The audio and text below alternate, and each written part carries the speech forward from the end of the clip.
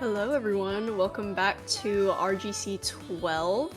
We are here with our Division 1 stream. Today, your commentators are May, renyoo, and I'm joined by, I believe, iFlame in the commentator booth. Good to be here. We are in top 8, of course. Started out with top 64, and we're now down to 8 players. Right now, we're watching SidFj up against Scoochie. Yet to start, but I'm sure we'll get picks and bans going in a second. And I believe that seeding-wise, this was done according to BWS, so this is our seed 3 Scoochie against our seed 11. Yeah, top 3 seeds still in the tournament, I believe. Okay, actually, seed 1 did lose, so we've got seeds 2 and 3. But seed 1 seed 1 losing 4 points to the seed 17 really early on, I believe, in the round of 16. So we'll probably be kind of hopping around matches and just updating y'all as matches proceed, but for now, most matches in the round of 8 are just getting started, and we're heading into the first pick, I believe, because they just completed their roles. Yeah, and it looks like... Sounds good. We do have the No Mod 3. This is, of course, going to be the alt pick. This is going to be interesting when we haven't actually seen a lot of these two players. Despite being top 8, Scoochie got a bye into the second round and then had an FF, I believe, against Minidark. Our SidFj had one match. Looks like it was a sweep into a second sweep. So SidFj, despite being the 11th seed, has yet to drop a point. Scoochie with a very early miss. SidFj holding on for now. Maybe a bit of a dark horse in this competition as well. Just looking, SidFj, this is their pick, so probably something that they're fairly confident playing, especially considering this is a 294 BPM, probably going to have a bit of a snap and a flow aim requirement on this map. And Scoochie dropping once more before the first KI section. Not really what you want to see in this build-up, considering that this map just kind of ramps up and doesn't really stop once it picks up. Yeah, more concerning is the accuracy for Scoochie down at 87. That's going to be a massive score discrepancy. Already down by 100,000 points, and a quarter of the way into the map is not a good sign, so... Yeah, this could just be like a go next for Scoochie as well. I know that some players just aren't as comfortable on that alt pick, and looking at the bans, he bans Hidden 2, I believe, earlier, which is also another kind of alty BPM, that 150, a little snappy, a little goofy. Maybe this player is just not as comfortable on the alt, and their opponent noticed the Hidden 2 ban and decided to capitalize off that. Yeah, Hidden 2 is at AR8, of course. Hexagram Epilogue, I would say, is definitely one of, if not the toughest maps in this pool, especially if you're not used to the skill set, which at this rank range, a lot of players are not, and right now, SidFj is just running away with this. Yeah, I'm hesitant to call it over already, but there is a clear favorite on this map. SidFj at, what, almost 900 combo, not looking to be dropping anytime soon, while Scoochie is really not having the best of times on this map. There's a person who's clearly more comfortable on alt. Yeah, we're gonna have to wait and see if Scoochie can fire back with a pick of their own. Maybe something like the DP, maybe something like the Hard Rock, some of those higher AR picks, rather than this alt style, which doesn't seem to favor them very much at all. Yeah, and just looking off of SidFj's first ban, it was that DT1, kind of the more standard 225 BPM aim. It's also AR 10.3, so maybe SidFj not as comfortable on the higher AR rating. Still holding the FC, by the way, 3/4 of the way into this map. This is not an easy map to play, y'all. No, it's not. Just really solid at the ults, and it's going to take this first point very decisively. For sure. I think that this dropped point is probably just to go next for Scoochie.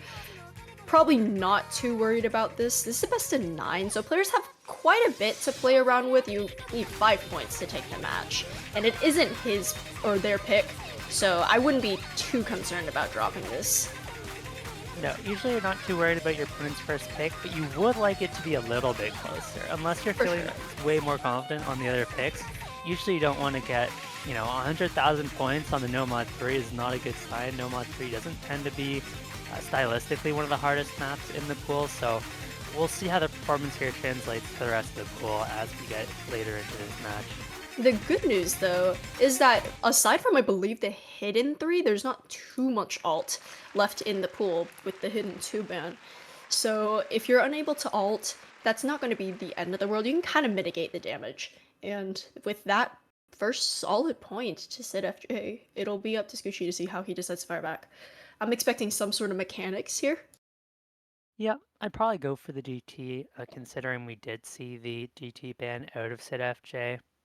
We do see the bans on screen now, hidden 2 for scoochie, DT 1 And just for taking a quick SidFj. look at their top plays, even though top plays aren't a great indicator of what a player can play, scoochie definitely really comfortable on that double time. Lots of double times in their top plays with Nightcore as well.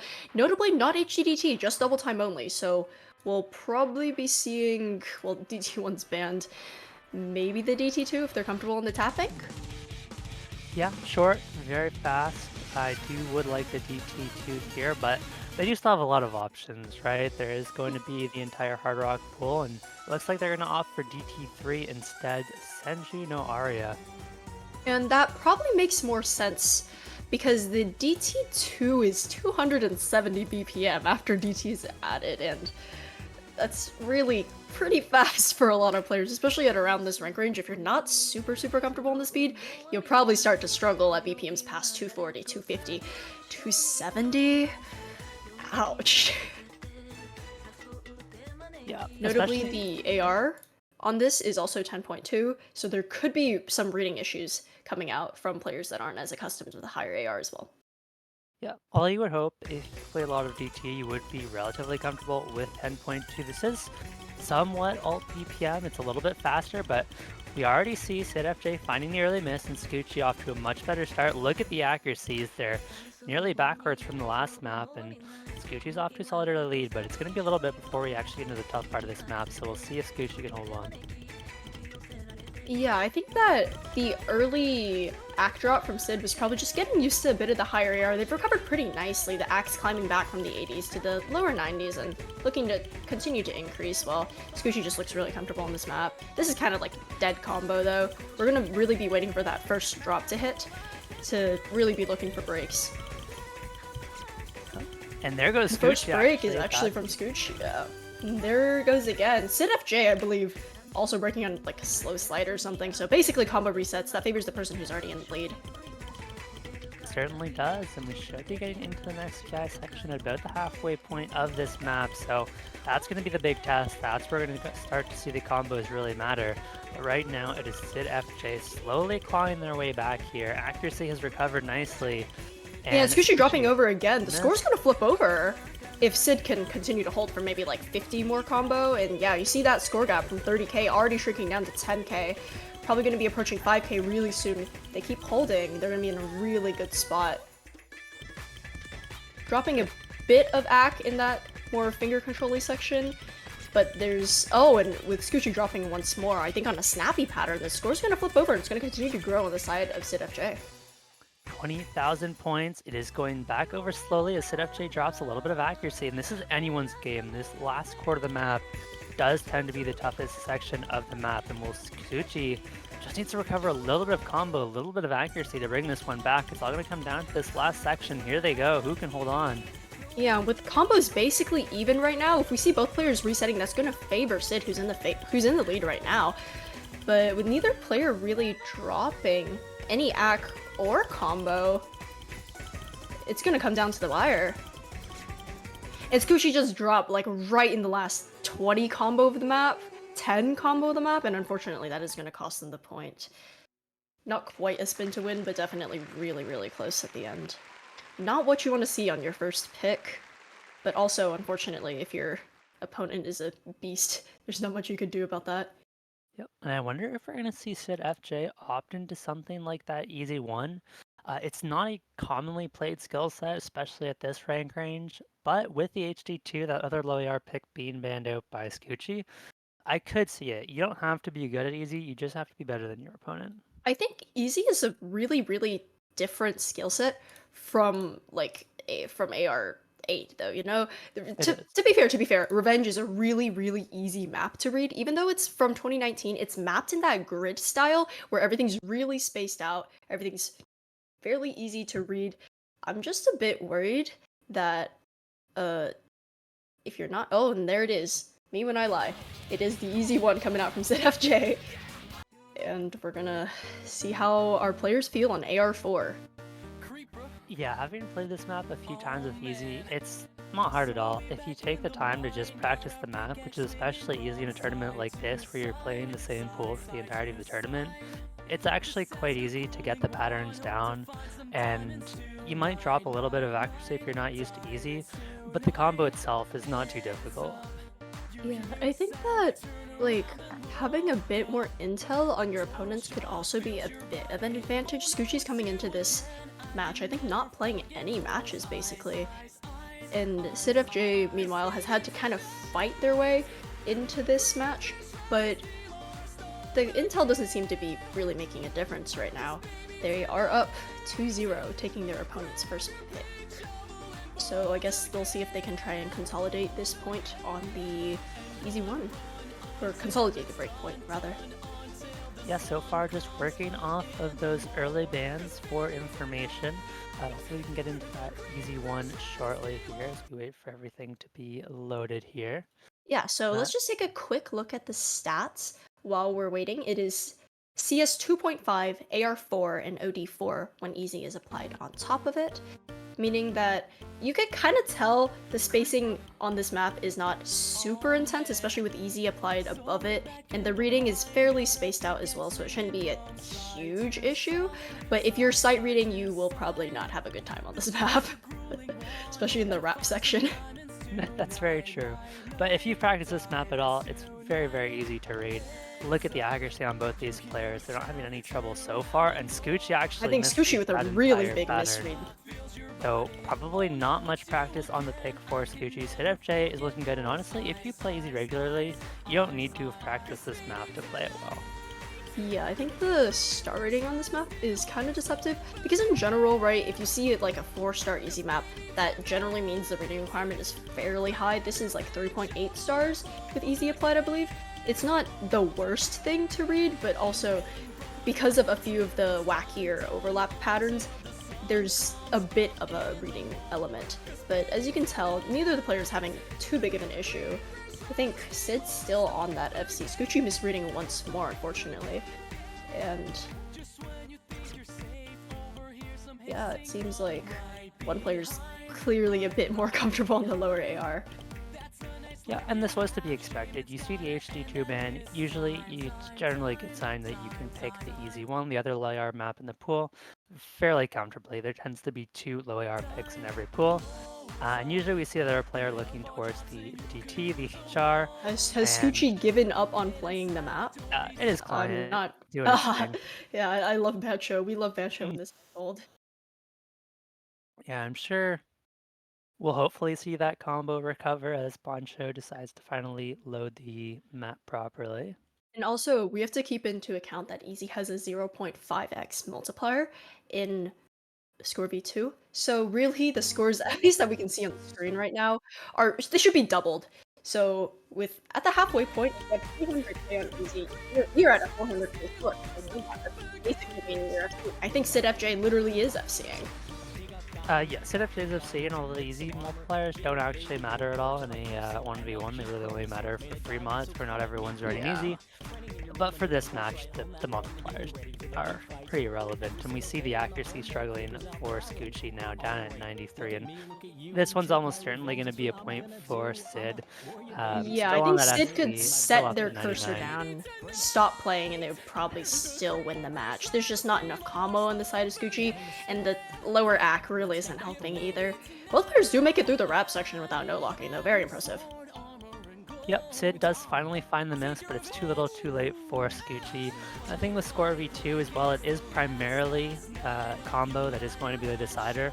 Once you get to accuracy differences of 5+%, that starts to make a big difference as well.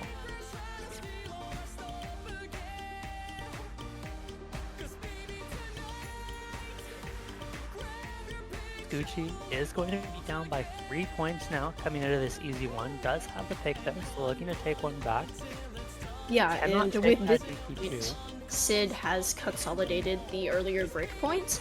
Taking a quick look at Sid's plays, I see a bit of Hard Rock, a bit of DT, but primarily Nomad and like consistency Nomad. So after this map, maybe they'll be looking into the Nomad 1, maybe into something like HR1, even though HR1 I believe is also kind of like Snap Alty. Yeah, 179 BPM, but knowing the artist, it's Snap Alt. Yeah, and I think in the meantime, we're gonna likely see Scoochie opt into either a Nomad, so I could see something like the Nomad 5, or looking towards the Hard Rock. Would like to pick the DT2, I'm sure, but after picking the DT3, can't pick DT again until their next pick. How do you feel about the Nomad 5 actually for Sid? Because it is AR8, which probably means that it automatically favors the player who's more comfortable reading the lower AR. You're right, I assumed it was a speed Nomad, but there is a lot of low AR in this pool. It's Nomad Yeah, it's 5, hidden 141 2, BPM. DT1. There's actually a ton of low AR and very little speed in this pool, which is interesting. And we see the And that the definitely Hard Rock favors 2. Sid. We see the Hard Rock 2 coming out. This is our CS 6.5 precision map.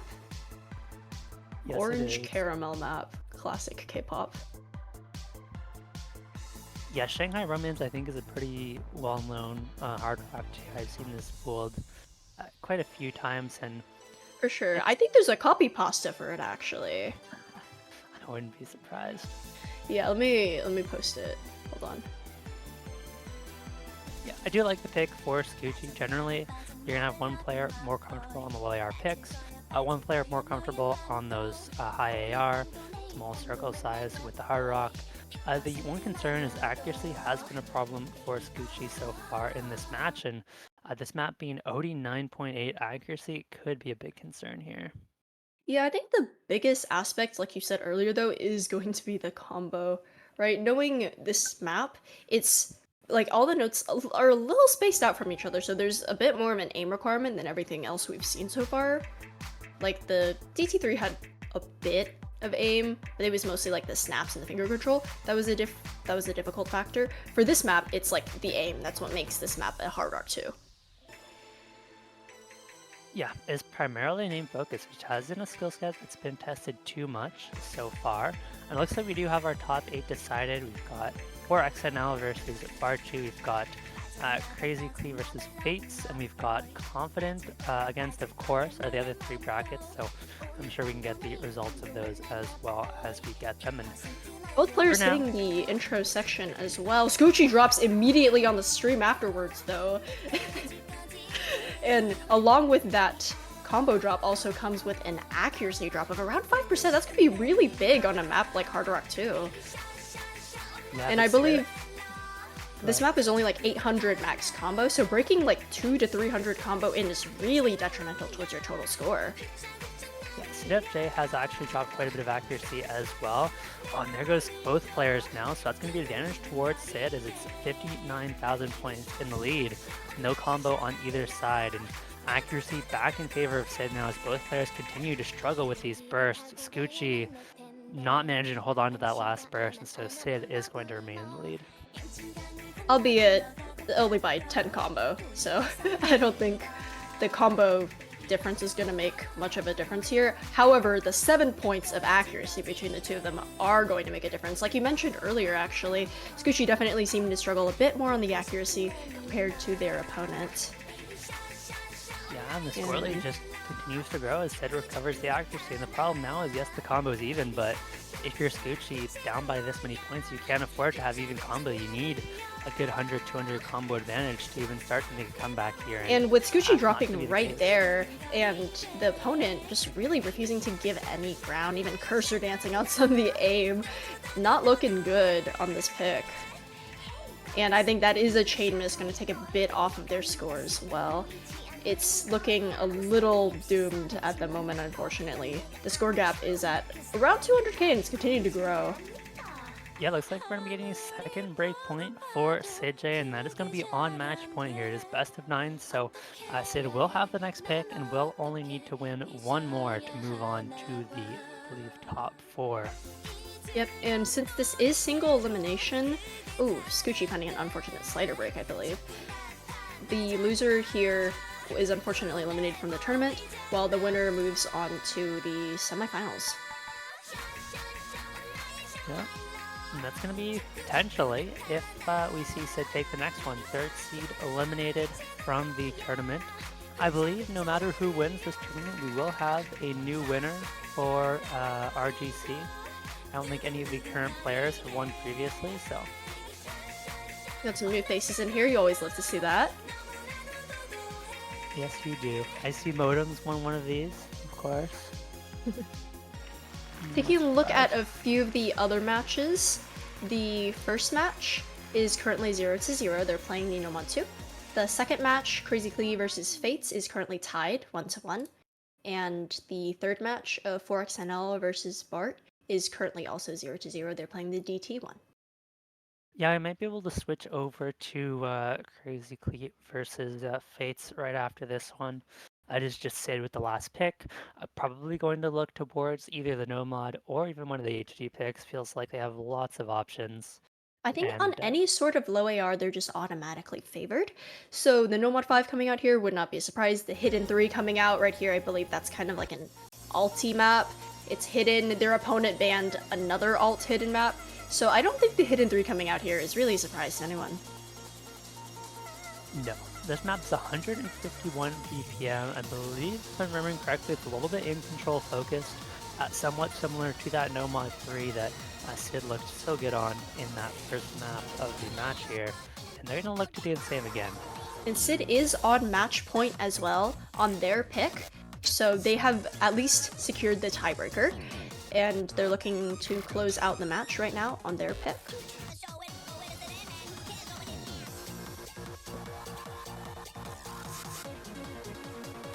And even just mentally, it's really tough to recover being down a 4-0 here, having lost both of your own picks, and now having to win at least 2 of your opponent's picks just to get the tiebreaker. It is a really tough spot. Not a comeback you see often, but it has happened, and here we go into the Hidden 3. Can Scoochie bring it back here, or will Sid complete the sweep and move on to top 4? I think as a mechanics-centric player, this pool is definitely a little rough because there's a lot of non-conventional stuff. There's a lot of alt, there's a lot of low AR. If you're like a, you know, like a standard player, you only play like comfortable aim farm. You have what, the Nomad one, maybe the Hard Rock one, depending on how you feel on Hard Rock, and then you have the DT one. Nothing else in the pool is going to be too friendly towards you, which is really unfortunate when you have an opponent that's really well-rounded. Scoochie, unfortunately, starting off the match with the map with a bit of a chain miss, dropping around 14 points of accuracy, while Sid's still doing Sid things, I guess. Yeah, I'd agree. This pool seems very heavy on the low AR, very heavy on the alt, and unfortunately for Scoochie, that's just not really in their wheelhouse. So, but sometimes that's how it goes. The pool is not going to favor you every time, and you just have to play through it, hope for the best. And Sid off to a very strong start. Scoochie, not so much here. Already dropped a ton of accuracy, not able to hold on to any combo whatsoever, and it's looking like Sid's just going to be taking this one at 5-0.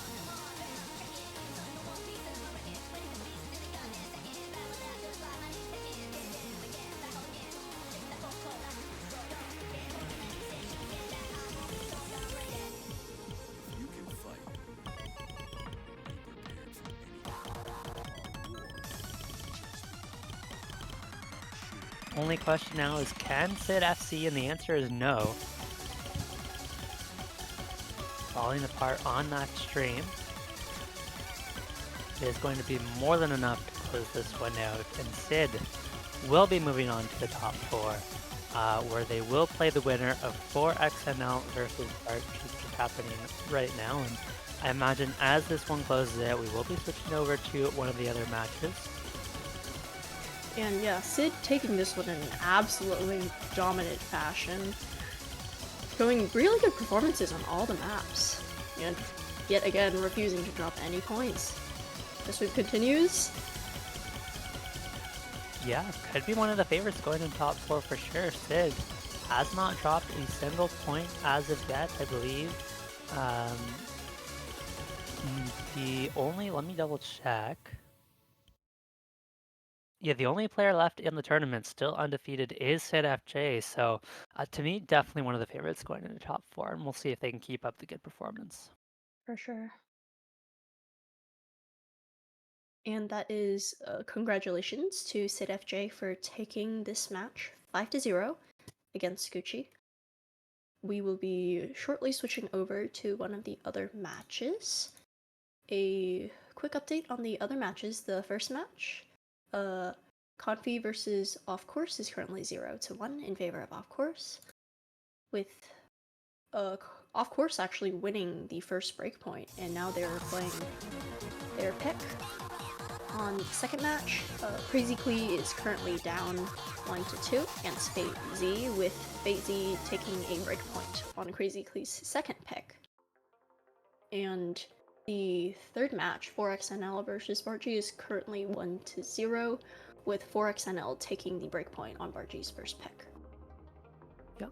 And what this means as well is because this match is finished so early, Sid is going to have a lot of time to actually just watch that 4xNL Bartjii match and, you know, watch the picks, watch the bans, figure out what you want to play up against this next match. Whereas if you're either one of those two players, you got to focus on your own match and you don't have time to take a look at the picks bans of the other matches, leaving you a lot less time to prepare for the next match. And so that's going to be a big advantage for SidFj as well.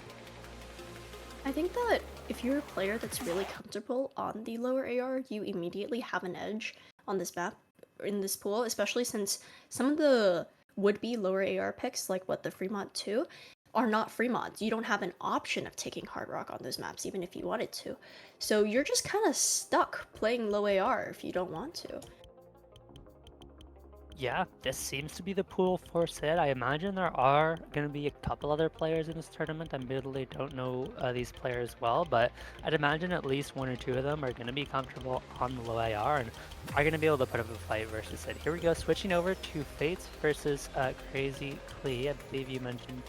Oh, alright, we're working on it. We will get that match for you guys in a moment, but I believe you said it was 2-1 for FateZ currently.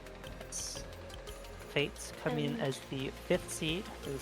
Not that seed matters much when it's ranked. Yeah, crazyclee on the seed 20, but also we saw just now that seed 3 versus seed 11 went to seed 11, so really it's anyone's game. Yeah. And also we have to keep in mind what players are like kind of comfortable on, because we're all playing on the same pool for the entire duration of the tournament. So the fact that a bunch of these matches have bans out the hidden 2 is probably a sign that a lot of these players aren't comfortable on the lower AR. So that's going to be maybe something to consider later on as the number of players whittles down and weaknesses are definitely exploited. Yeah, it's interesting. Hidden 2 is almost every tournament, regardless of the map pool, one of the most banned skill sets because people do tend to not be comfortable on that low AR. But it's also a testament to how much more difficult this Hidden 2 is compared to the easy map, that people are banning out the Hidden 2 rather than the easy. Now, usually kind of an easy pool, it's the opposite because easy is a lot more difficult to read. But in this case, the combination of just like the alt and the low AR is such a brutal combination versus the Captain Sparkle's map, which is just straightforward 120 BPM. You don't have to worry about snaps, you don't have to worry about any ulti patterns. If you can read the AR, you're golden. Yeah, I was definitely a little bit surprised to see Hexagram epilogue in this pool. It's a little bit brutal compared to a lot of the other maps, whereas Captain Sparkle's Revenge, like you said, generally, to me, I don't play a lot of these, but it seems to be one of the easier maps in the pool, despite being an easy pick, which a lot of people aren't comfortable with. This is a 5.8 star pool, right, I believe? Based on the No Mod 1, it is 5.8.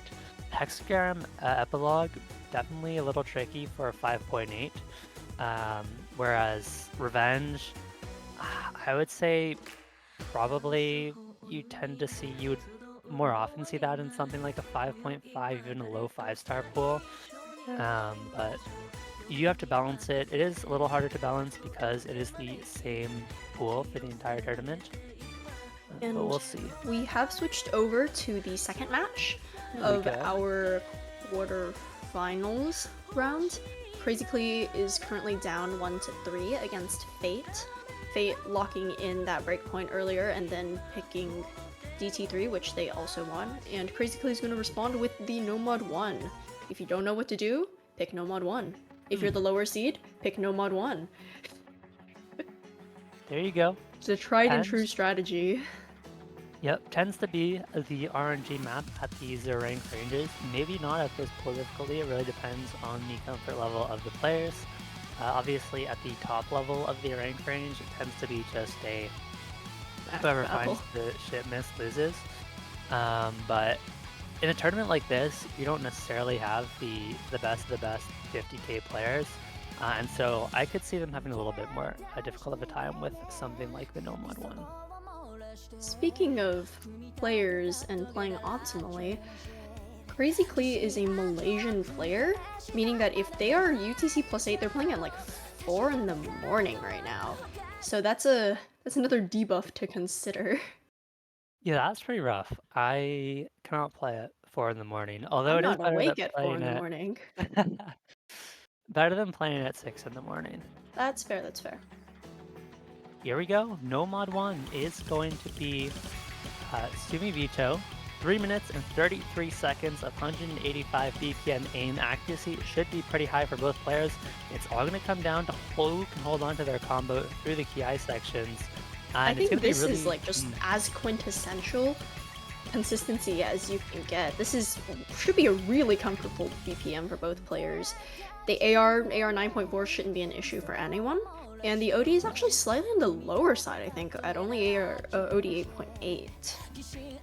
Yeah. Any misses on the easier sections of this map are going to be disastrous because you really shouldn't be able to. And the first 2 KI sections are going to be much more important as well. Nomad 1s tend to have a big spike at the ending, but by then it's a lot of times, unless it's a very close map before then, it's too late to make up any significant difference. So you really need to hold on through the first 2 KI sections, and if you can do so, you're going to be in a really good spot heading in towards the later stages of the map. FateZ with the early accuracy advantage, probably not going to matter too much. Nomad 1 is a map that is most often decided just by combo, and often the Nomad 1 is decided way before that first KI, just off of a silly miss somewhere. In this first KI though, no one dropping yet. The early lead to FateZ, roughly like 10k, 20k, off of accuracy. Yeah, both players survived the first KI, so it looks like we have got a match on our hands here. Second KI are going to come up closer to the halfway point of the map, and so the players after this jump section have a bit of a break. I don't know if there's any breaks on this map, I don't believe so, so they're not going to have any idea what the other player has in terms of combo, and so they're just going to be doing their best, but the nerves are going to be building as they build towards the second KI section they both desperately need to hold through, and here we go. And that was a crazy cursor shake as well. I think they shook off of that circle, slight under aim, and unfortunately you break right before the break section. You can see your break, your opponent can see your break, and it's really mentally tough. crazyclee immediately, I think with a misread followed by an act drop. Yeah, but FateZ trades it back, so crazyclee's gonna have a chance to get back into this one now. FateZ potentially nervous from seeing that combo drop on the side of crazyclee, and looks like both players able to hold through this second KI section, and it could come down to the ending here. We'll see if they can hold through this last jump section. And they do. And there's a bit of slower free combo here. It's going to favor the player that currently has a bit more of... Oh, and crazyclee drops right there. That allows FateZ to really capitalize off of this slower, not as dense, or spaced section, rather. Yeah, that could be the end for crazyclee unless we see FateZ fall apart on this last KI section. You really can't afford to miss on those slow parts, especially down a little bit of accuracy. And here we go. FateZ needs to miss, and crazyclee needs to combo through this whole ending. Can they do it? And the score gap at this point has grown from like 40k to almost 90k and just continuing to climb. FateZ does drop, but crazyclee needs to hold and pray for more FateZ misses. I don't think that one drop is enough. No, 150 combo, not a big lead on a map like this, and very quickly running out of time. The score lead is not going back over fast enough, is dropping so much accuracy on this last section. FateZ drops again. That combo, but there goes does trade, and I think that is going to be the point. Yep. 4-1 for FateZ now on match point here. crazyclee is gonna have to put in a lot of work to make a comeback here. FateZ, neither player really seeming super comfortable on the lower AR. They've been kind of dodging the low AR picks, with FateZ even banning out the hidden 2. If we had to guess what's coming out here, taking a quick look at both players, I believe both of them are DT players. So maybe one of the DTs, but they just picked DT3, so not that. Yeah, could go towards one of the hard rocks instead. We will have to see. Maybe an HR1, seeing how that Nomad one See it. went for FateZ. It's kind of a similar BPM, it's a little slower, it's 179 rather than 185, but it's kind of in the same neighborhood of map. Instead, there's the Nomad 5. Far in Okay, the earth, it is going to be that ARH Nomad. interesting. Yeah, I believe this is going to be a little bit more of a rhythmic pick along with that low AR. Yeah, and it does sound a little alty too, just listening to the music. There's definitely quite a bit being thrown at the players here.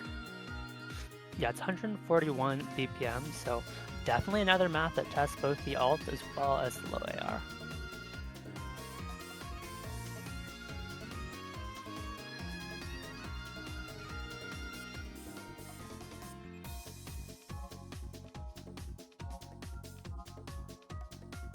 You know, I FateZ don't know looking if to you... close out the match, I believe, on this pick as well. It's currently 1-4. Yeah, definitely. I don't know if this tournament has ever had a halftime pool, but there's nothing that Bancho struggles more with than a halftime pick, and it's pretty great to watch. You have? Oh, you haven't? Okay, okay. I think, It's a have you shame. ever seen Bancho Tourney Client attempt Tag 4? That's my favorite thing to watch, because it just absolutely dies. It's a good time as well. Oh my, I missed the circle size somehow while looking at the map stats. I hope you like circle small size. circles, because they don't like you. Yeah, I will say because of how kind of relatively slow the map is, you have plenty of time to move your cursor to the circles. We do see both players trading misses. Early But yak advantage to FateZ, and that's really what's making the difference right now. But both players with a big act drop here. This is a map that I would not want to sight read in match, especially with the rhythmic requirement. Yeah, and because of how kind of few jumps there are and how close the notes are together, I would say the bigger challenge is in terms of the rating than in terms of the small circles. We do see crazyclee find another miss, but FateZ trades it back, and it's just going to be a small lead for FateZ right now. That was a chain miss, though. I think crazyclee has expressing Great. their unhappiness with this map.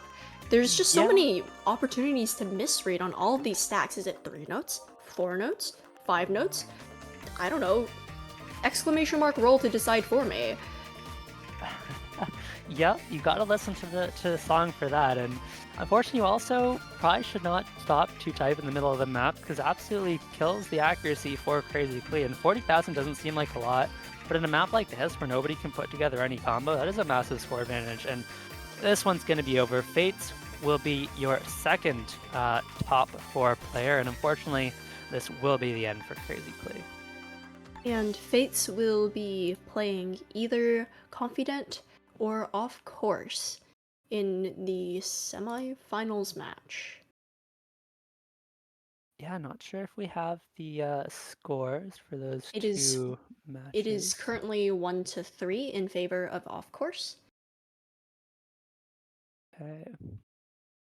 So let me pull up the ref I sheet here. believe FateZ win, or at least the scores we saw, besides the Nomad 1, were maybe a little shakier, but also I can't really blame the players for not having the best of time on the Nomad 5. That map does not want to be your friend. And winning by 40k, where your opponent only scored 70k, is a big deal on a map like that. Yeah, definitely one of the harder maps in the pool. I think we should actually switch over to 4XNL and Bartjii here. That's been an incredibly close map so far. There have been no points that were... Every point has been within 50,000 score. So maybe we can switch over to that match. And a quick update on the current situation. Both matches are currently 1-3 with 4XNL in the lead and with Off Course in the lead for their respective matches. The winner of match 1 is going to face FateZ in the next match, and the winner of 4XNL is going up against Sid. Yes, we're just getting the laser client updated for you guys, so hopefully you can see the chat for the rest of the tournaments. So for the time being, I guess we can go over this pool a little bit more. There is that No Mod 5, which is definitely one of the hardest maps in the pool, and we did see that showcased in the last match for both players struggled quite a bit, and especially being CS8, that is a very, very small circle size. At this range, normally, even in finals, the lowest you see is CS 6.5, and you tend to not see CS 8 unless you're playing the gimmick tournament or even open rank. A lot of tournaments don't get up to CS 8 because it is very gimmicky. But that is the case here, and so I think a lot of players going to struggle with that. It looks like Bartjii has won by 31,000, a 5th map in a row decided by less than 50,000 points, and it's going to be 3-2, so that's a good match right now between the 2nd and 26th seed. Yeah, every single map so far within 50k, even in a 1v1, even if the scoreline doesn't reflect it, this is a very close match. That's like 50,000 is what, 20 more combo, a couple fewer 100s? Yeah, hopefully we can get over to that match shortly. We'll see. In typical laser fashion. I think you do have to look at these scores though. Despite the score leads, the scores being very close in that match, the scores themselves are quite a little low. rough. You know, both players getting around 100,000 points on a lot of the maps. They had 400k each on Smooth Veto, that No Mod 1, but you look at that hidden pick, and they both had about 200,000. Whereas you look back to that match, that first match we got between Scoochie and SidFj, SidFj was up, I think, 500,000. 600,000 even on, I think, the No Mod 3, which is, in my opinion, one of the harder maps in this pool. So they've definitely, the winner of this match definitely has their work cut out for them going forwards. Yeah, I think Sid will be favored either way, but we got some good scores in that other match as well. Off course, with a Soulwind FC, I believe that is the No Mod 2, as well as a really impressive, what is it? It was a 800,000 on Subivito, that No Mod 1, beating Sid's score on the No Mod 1, which I believe was 600k. Both players, I think, doing extremely well on that No Mod 1. 500k, I believe, would have beat either player's score that we saw just now. Yep. And so we'll have to see how the matches play out, but to me, SidFj and Off Course are going to be your two favorites for finals. We'll have to see if anyone can pull off an upset against either of them here.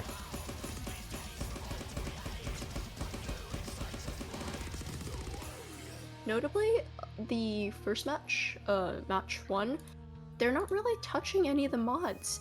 All the players are just going through the no mods. No mod 2, no mod 3, no mod 1, no mod 4, and then there's just a no mod 3 sprinkled in there that happened to be the one map that Confident actually won. So we need to keep that in mind, what players are really confident playing in addition to what they're able to win. Yep. Looks like we've got Easy fanned out by 4XNL. We've got the Hidden 1 fanned out by Bartjii, and then picks are No Mod 1 DT1 for Bartjii. I believe it's the Hard Rock one that's banned out, not the Hidden. Oh, yes, you're right. And then the Hidden 2 Hard Rock 3 picks for 4XNL. Very interesting. We are playing Hard Rock 3 right now. It looks like 4XNL has the lead by about 40,000. Bartjii is not on the screen. There we go. That's been resolved. And Bartjii really struggling with the accuracy here, down on combo as well. So 4XNL is in a very good spot to put this match to 4-2. There is still half the map to be played though, so we'll see if Bartjii can recover. That miss is not going to be helping. Looking at bans as well, Bartjii being the one to ban the Hard Rock, maybe just displaying that they're not as comfortable on the Hard Rock mod in general. Looking at their plays as well, I don't see any hard rock or really any indication that they're comfortable on this mod, and it's really reflected by the accuracy. That's the main giver here. Yeah, I think generally you're not going to see any hard rock in top plays. It is such a difficult mod to get top plays on unless you're a pure hard rock main. I believe Bartjii EP also ranking up to Div 1 for this iteration. They were a Div 2 player, or at least Div 2 rank before this match, so definitely a bit of a new and upcoming player. And generally, hard rock is the mod that players, especially in the 6-digit range, have the most difficulty picking up because of the higher OD and the higher AR. It can feel really, really repressive. And for an 4XNL looking to just be running away with this right now, double his opponent's score almost. Yeah, and it looks like 4XNL will be on match point, and I completely agree. The hard rock can be very jarring, especially because it's not a mod that you play a lot. So the other thing that can be pretty jarring is the high AR. You tend to get AR 10 with the hard rock, whereas a lot of the DT maps you play at the 6-digit range are still AR 9 with the DT. You don't get into AR 10 DT until you start DTing 4-star maps, which you 4XNL with the craziest cursor shake I've seen in a hot minute. Does not matter. They still will be taking this map, albeit the score gap has closed a little bit as Bartjii has managed to raise their score, and 4XNL has kind of been floundering about the last 200 combo. Unfortunately, it does not matter. This point is theirs. And that will also put them up at match point.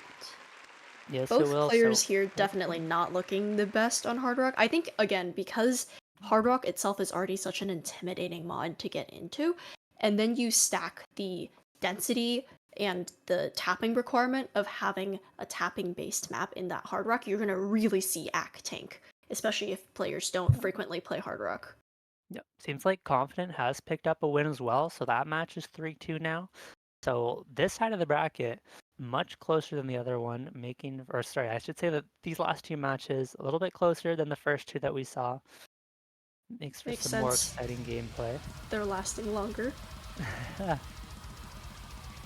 And the final pick for Bartjii coming out will be the Nomad 5. So they're going to be playing that low AR, tiny CS, which is really interesting, considering that 4XNL was actually the winner of the Hidden 2 earlier, also that lower AR map. And albeit both players kind of died on that map and they only got like 68k and 43k respectively. No, like the pick from the Hidden 2 is stupid hard this week. It's brutal, yeah. I do like the pick. The AR8 feels a lot easier to read. For sure, the AR8 I think helps. It honestly helps because this map is a little slower and because the circles are so tiny. If you have a slower reaction time in your sight reading, the lower AR will maybe help 4XNL really not having a good time on this map so far. Yeah, this is also the kind of map that if you take time, practice the map a bunch of times, you can learn the map relatively easily. And yes, the small circles will still be tough to aim, especially if you get nervous at all. But you can learn the map with practice, and we see misses traded from both these players. It is going to be very close as 4XNL drops quite a bit of accuracy. We see the score lead going back over to Bartjii, but combo is going to be even for now, so that accuracy is going to be a big struggle for 4XNL. Accuracy is a huge detriment for 4XNL right now. Even though both players are on the lower side of the accuracy, 4XNL in the 60s is really, really not helping their score, unfortunately. And halfway through this map, Bartjii has doubled their opponent's score despite not really having the combo advantage at any point, simply off of having an Ack advantage. 4XNL raising their Ack a little bit though, and as I say that, they miss. Yeah, and on a map like this, once again, 20,000 is a pretty sizable score lead when nobody's able to put up any combos. So 50 combo advantage is going to feel quite good for Bartjii. 3/4 of the way through the map now, and 4XNL is going to need a break soon from Bartjii to make a comeback here, but it's just not happening. Bartjii does find the miss, but I don't know if there's going to be enough time. 4XNL just trades it right back, though. Yeah, that's going to be a point for Bartjii, and going to bring this one to 4-3, unless we see a major accuracy drop from Bartjii. This is Bartjii's pick as well, so if they want to secure that tiebreaker point after this map... Oh, actually, before we talk about tiebreaker, the score gap closed a little bit, but just not enough, unfortunately. 4XNL breaking at the end. Yeah, closed by maybe 5,000. There just was not anywhere near enough combo and 4XNL to bring this one back, and it's going to be 4-3. Like you mentioned, Bartjii needs a break point here to bring this one to tiebreaker, so maybe a big ask, but it is certainly possible with how close all of these maps have been so far. However, if we just take a quick look at the pool, what's left? There's the Nomad 2, the Nomad 3, Hidden 3, and the Hard Rock 2, and we see the DT3 coming out, actually. Bartjii picking DT3 first and actually dropping that breakpoint. That's the reason they are down right now. And we're gonna see if Bartjii can inflict their revenge on 4XNL and force the tiebreaker, or if it's just gonna be a repeat. And 4XNL is gonna take double time for the second time. Yeah, it's an interesting pick from 4XNL. We know Bartjii does feel comfortable on the DT, so picking into the opponent's skill set a little bit. Of course, 4XNL is confident they can win the point, but I guess just not feeling comfortable enough with the other masks. I feel like most of the time, you generally want to pick away from your opponent's skill set. Even if you think you might be better, it's very easy to find a nervous miss, get a little bit unlucky, and all of a sudden your opponent's right back in it. As opposed I to don't something think Bartjii can read this AR. No, you might be right. Finds the early miss, but 4XNL is having a really rough time with accuracy. Once again, similar to the last map, down by about 10% early on. We'll see if they can recover. And on a map like this, the accuracy is going to be the bigger struggle. 100 combo advantage is going to push the score lead a little bit for 4XNL, but it's not going to make up entirely for the accuracy, especially as we go later into the map and we see Bartjii build up some combo of their own. And so we'll see if 4XNL can hold on to the lead here. Yeah, 4XNL dropping once more, and Bartjii has 200 combo, which doesn't sound like a lot, but they drop it. Yeah, misses are being traded here, but once again, with the accuracy advantage so big for Bartjii, the score is going to go back over so quickly, and that score lead is going to continue to grow slowly but surely for Bartjii, up to 20,000 now. Both players are building their ACK up a little bit in this more spaced out section. Bartjii does drop though. That gives around 150 combo advantage to 4XNL, who's going to try and pull this score gap back over, but they drop. And right at the halfway point, that's really rough. Not where you want to see players breaking. However, 4XNL has closed that accuracy gap to around 5 points. While Bartjii's sitting around the 87-88 mark. They've been there roughly the entire map, while 4XNL has been more in like the upper 70s, lower 80s. We're going to see that the accuracy difference closing is going to help 4XNL, and we are seeing that the score gap between the two has closed from around like 20-30k earlier to 9,000 right now. Both players are able to see their scores. They're going to be nervous going into this last section. They know that this is the section that will determine who wins the map and who loses. Quarter of the map to go. Both 4XNL players have drops. continued to find misses. 4XNL finding the first drop. That's going to give a pretty big score lead over to Bartjii. 4XNL with yet another miss. Bartjii holding onto the combo into the ending. If Bartjii can hold for another 5 seconds, should be able to take the point. And Bartjii finds the miss, there's the drop. for 4XNL. There's not enough time left, and we are going to tiebreaker. I believe that's going to be our first tiebreaker of this round, and well done to Bartjii to recover. That is the risk of picking the DT when you know your opponent likes to play it. 4XNL not finding the combo necessary, and now it is 4-4. We are going to tiebreaker. 4XNL putting up a really impressive spinner score at the end. Unfortunately, the gap just a little too big to force the spin to win, and that is really just the accuracy difference coming into play. We see 4XNL with the higher overall combo, unfortunately just being broken up into several pieces spaced throughout the map. And we are going to tiebreaker. Yeah, and this is going to be our first tiebreaker of the tournament. So we finally get to see this one showcase. It is going to be D for the Delta Camellia, so it is going to be a tech tiebreaker. Looking at the Nomad 4, it did go to 4XNL, and even though they're kind of different style maps, I think that just because of the sheer length of the map, it's a consistency map. We saw Bartjii taking that. Looking at the Nomad 4, 4XNL took that by around 19k. These players are so evenly matched, I'm pretty sure this tiebreaker could go either way. And it'll just come down to whichever player's better at controlling their nerves, not dropping that many slider ends, and just hanging on to their combo just a little longer. Yep, I do feel like the skill set probably favors 4XNL just a little bit. But it is Bartjii right now with the momentum, having won the last 2 picks. You do have that mental edge, and this is the reason you do see a lot more teams these days opting to pick second. It's not an option in this tournament, but a lot of teams will pick second so that they have the last pick before tiebreaker if it comes to that. And then assuming you can win your own first pick, you get that kind of mental advantage of having won the pick right before the tiebreaker. And right now, that is on the side of Bartjii. Here we go into the tiebreaker. We have no audio, by the way, Nathaniel. And taking a quick look at the other match, it is currently 2-4, off course on match point on Confident's pick. However, off course does have another pick, even if Confident does win their pick before the tiebreaker will be forced.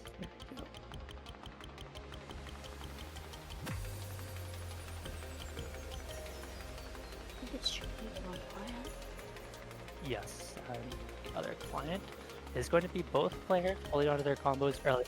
They should. This map does take a little bit to get into it. It is 6 minutes long, I believe. So 5 minutes long, sorry. So we're in for a bit of a long one. We're going to see both these players. Never mind, Bartjii finds a very early miss, and this is not where you want to be missing. It is so much tougher as we get later into the map to really build up. Yeah.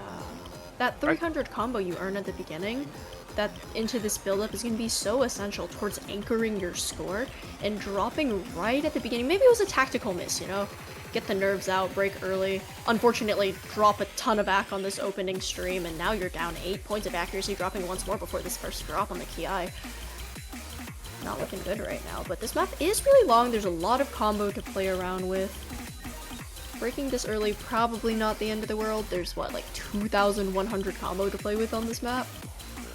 Yeah, the like accuracy quarter of the way in. Concerning though. Accuracy tends to be a very good indicator of comfort on the map, and up at 98, 4XNL is very comfortable with this. Could find some unlucky misses, but right now is going to keep running away with this up to 600 combos. Bartjii finding a slider break right there. And the score lead is absolutely massive. Bartjii down at 40,000 points. 4XNL has nearly 4 times that. Finally finds the miss, but Bartjii has a lot of ground to make up here. There is still 2/3 of the map to go, but accuracy combo just not there so far. I think Bartjii is going to need a miracle to make this comeback. 4XNL does find another miss, but it's immediately traded back by Bartjii, and you cannot afford to trade misses when you're this far behind. Bartjii is just not finding the combos. This is a really tricky section of the map. We see both players finding apart. Finally, Bartjii holds on to some combo lead, but misses right before the spinner, and it's looking dire. 4XNL has given up on the spinner. And yeah, at the roughly halfway point, both players having a really tough time coming out of that first slider tech section, but it doesn't matter. That 300, 600 combo early on really anchoring 4XNL's score. 4XNL opting not to spin again. Probably looking out for what's coming after. Oh my, tablet issues? Looking out for what's coming after that. A bit of a funny slider moment. I believe Bartjii finding an unlucky miss right there. Not gonna matter too much, probably. Players breaking here would just be like an unfortunate moment, and I believe we are going to be heading into the second build-up. Yeah, Bartjii is getting to combo almost the entire rest of the map. We need to see 4XNL really struggle into the ending here. It's not completely over yet, but it's not looking good. That was a silly miss from 4XNL on the cursor dance. I think that 4XNL knows that they likely have this in the bag. They just need to not throw this last section, and Bartjii needs to hold big accuracy drop right there on the streams, and they miss at the very, very end. They're going to be down roughly 100 combo going into this second drop section before the sliders. This is, I think, still comboable for most players, but 4XNL does find a break. I don't think it'll matter though, they're just too far ahead. 150 combo though. There is still a quarter of the map to go, and there goes Bartjii again. Bartjii needs to find some kind of combo somewhere, and with Bartjii continuing to miss, I do think this one is over, unless we see a miracle combo from Bartjii. There's so much combo and score left at the end of this map, but unfortunately, neither player really has the combo to capitalize off of it. And going into this final quarter of the map, it is definitely looking good for 4XNL. Really just that early combo, that early, what, 700, 500 combo, being the determining factor here.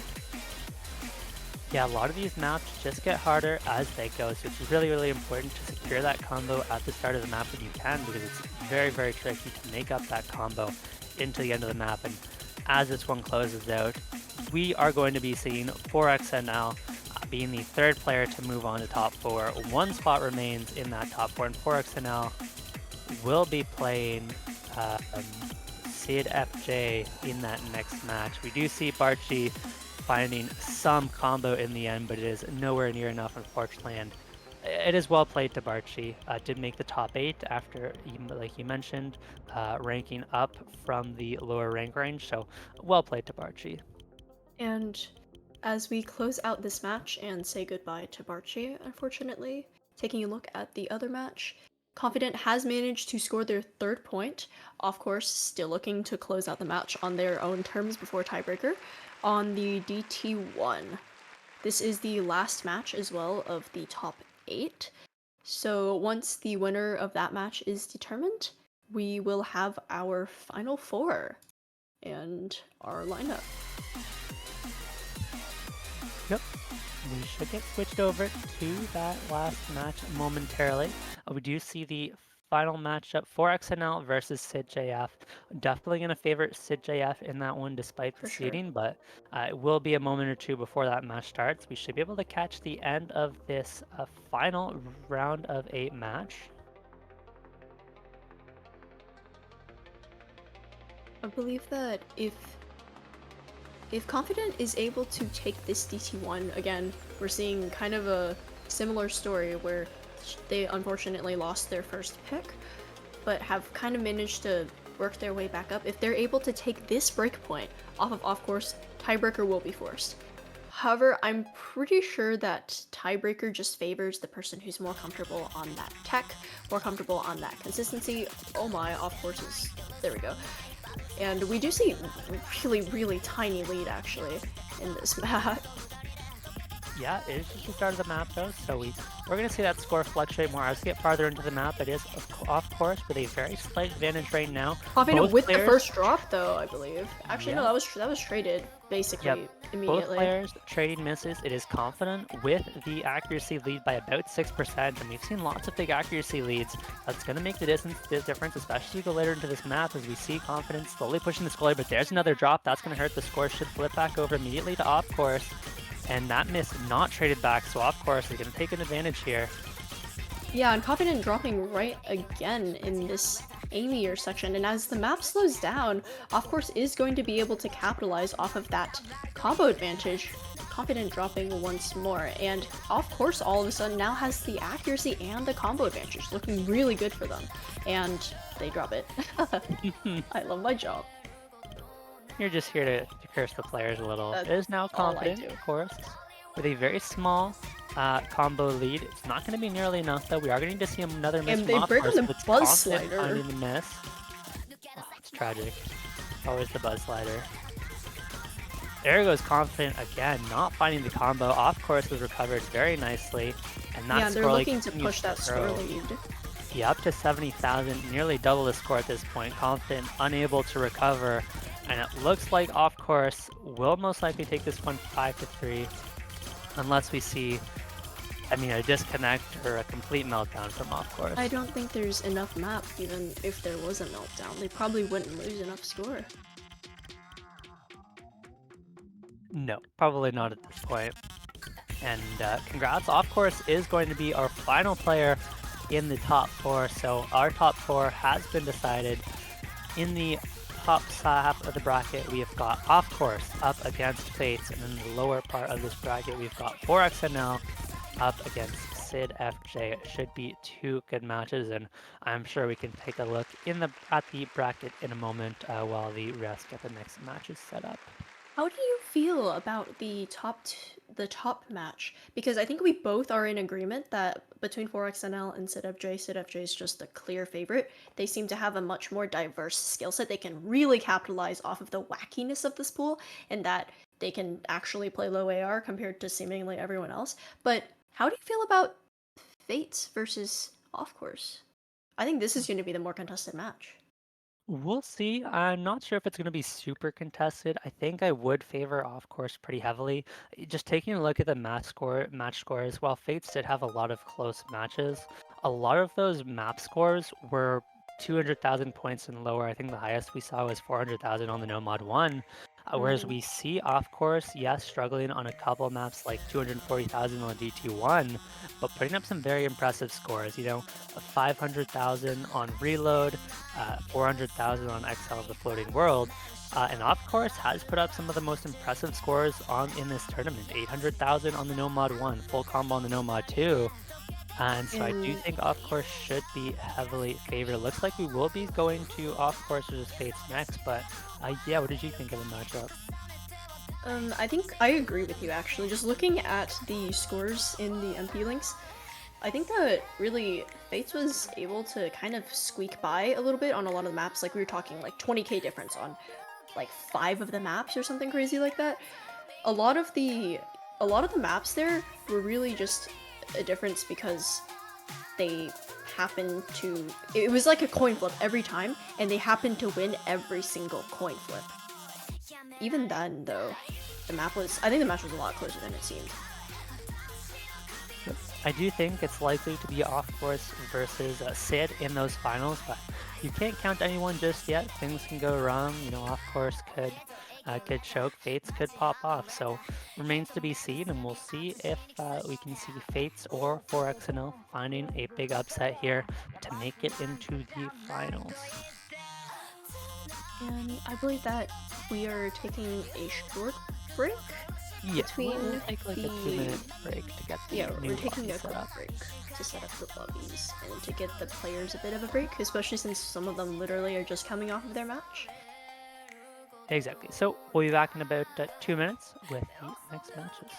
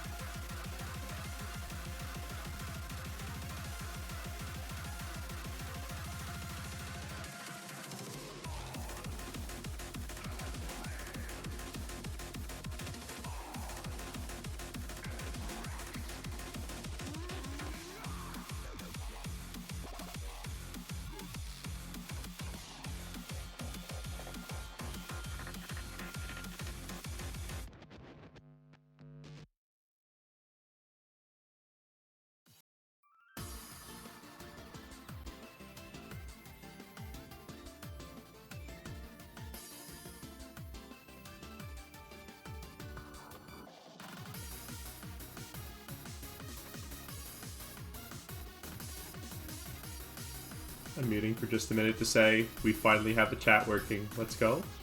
Go. Let's go. Do we have audio working? Yeah, I still can't hear anything. I think I was streaming the wrong client.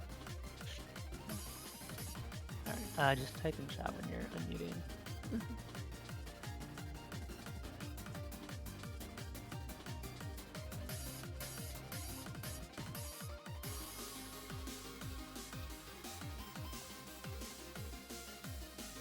Alright, are we back?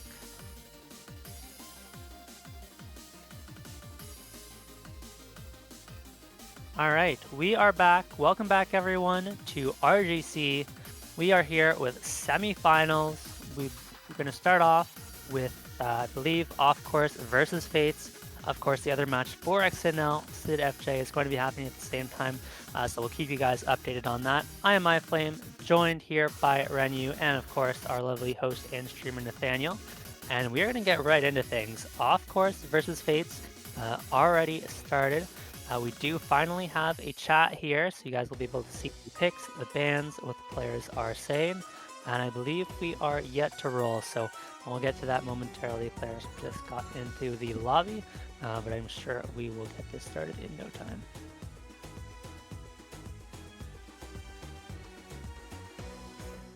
Taking a quick look through last round, Off Course defeated Confident to secure their spot in the winners semifinals, and FateZ was able to win against crazyclee for their spot to get here. I believe that we're waiting for the roll. Off Course rolls a 61 and FateZ rolls a 19, meaning that Off Course will get to pick first, and I believe ban first as well?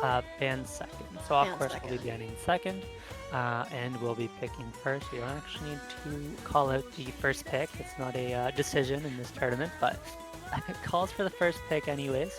Off Course gets first ban. That doesn't sound right. Maybe I read the rules wrong, but I will double check. No, I think the referee's making a boo-boo. Okay, I thought so, yeah, because you never want to ban first, so whenever the roll is rewarded with banning second, hopefully we can tell the referee. So FateZ, I believe there we go. ref FateZ bans no mod 2. It has been sorted. Yeah, makes a lot of sense. Off Course did full combo Soul Wind in the last match, so not even going to let Off Course touch that map again.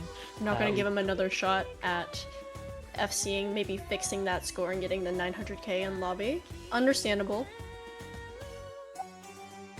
Off Course now just gets to respond with their ban response.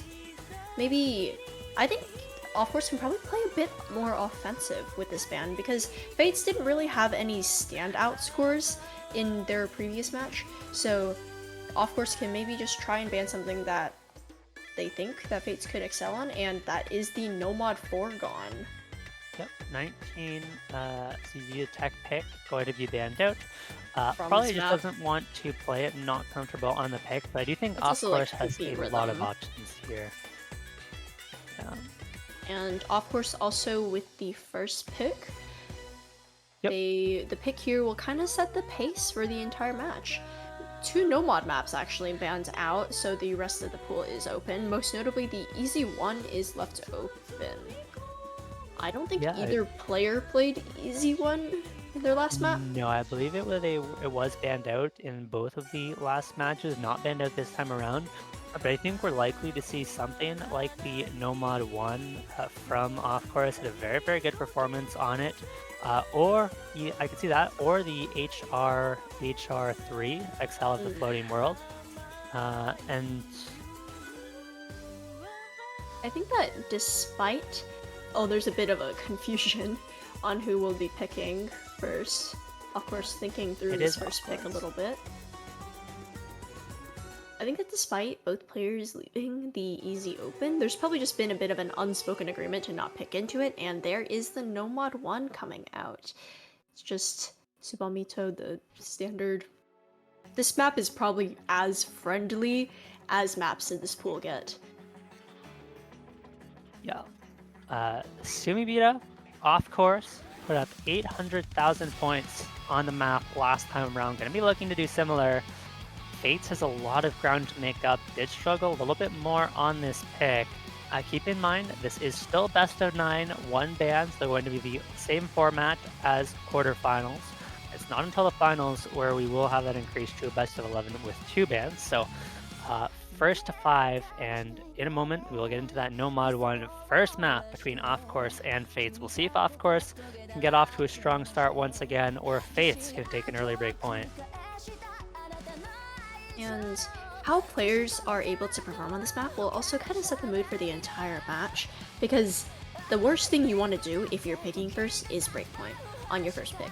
That usually indicates that either you have just really bad nerves, which shouldn't be the case because players have been playing for around 2 hours now, or maybe you're getting tired, which also doesn't bode well for their long run. So, of course, definitely having something to prove here to show that what they said earlier wasn't a fluke, and they are truly able to play this map.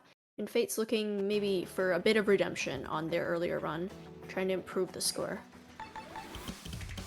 Yep, you definitely can't count FateZ out of this one. Put up 500k on the map in their last match, which is a very respectable score as well. So, while of course is favored, FateZ is definitely not out of it, and we see some really solid accuracy from FateZ early on.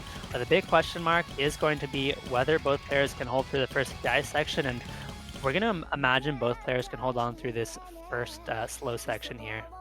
And in the No Mod 1 that we watched earlier, both players were able to hold through that first Ki and the first chorus, and it was really decided in that second Ki, where both players kind of traded breaks, but one was able to hold slightly longer, and that's what made the difference. And I feel like we're going to see a similar story here, FateZ finally dropping that SS. Yep, but the key here is the combos are still even for both players. Neither has dropped, and so accuracy is not going to be a huge factor here. It's not like the previous matches where we regularly see 10% accuracy. The accuracy seems a lot closer this time around, so it is going to come down to the combo. And here we go, into the first Ki section. Which player can hold on? Which player will be the first to miss? Off course, looking good so far. FateZ a little bit shaky, but holds on to the combo. Both players going strong for now.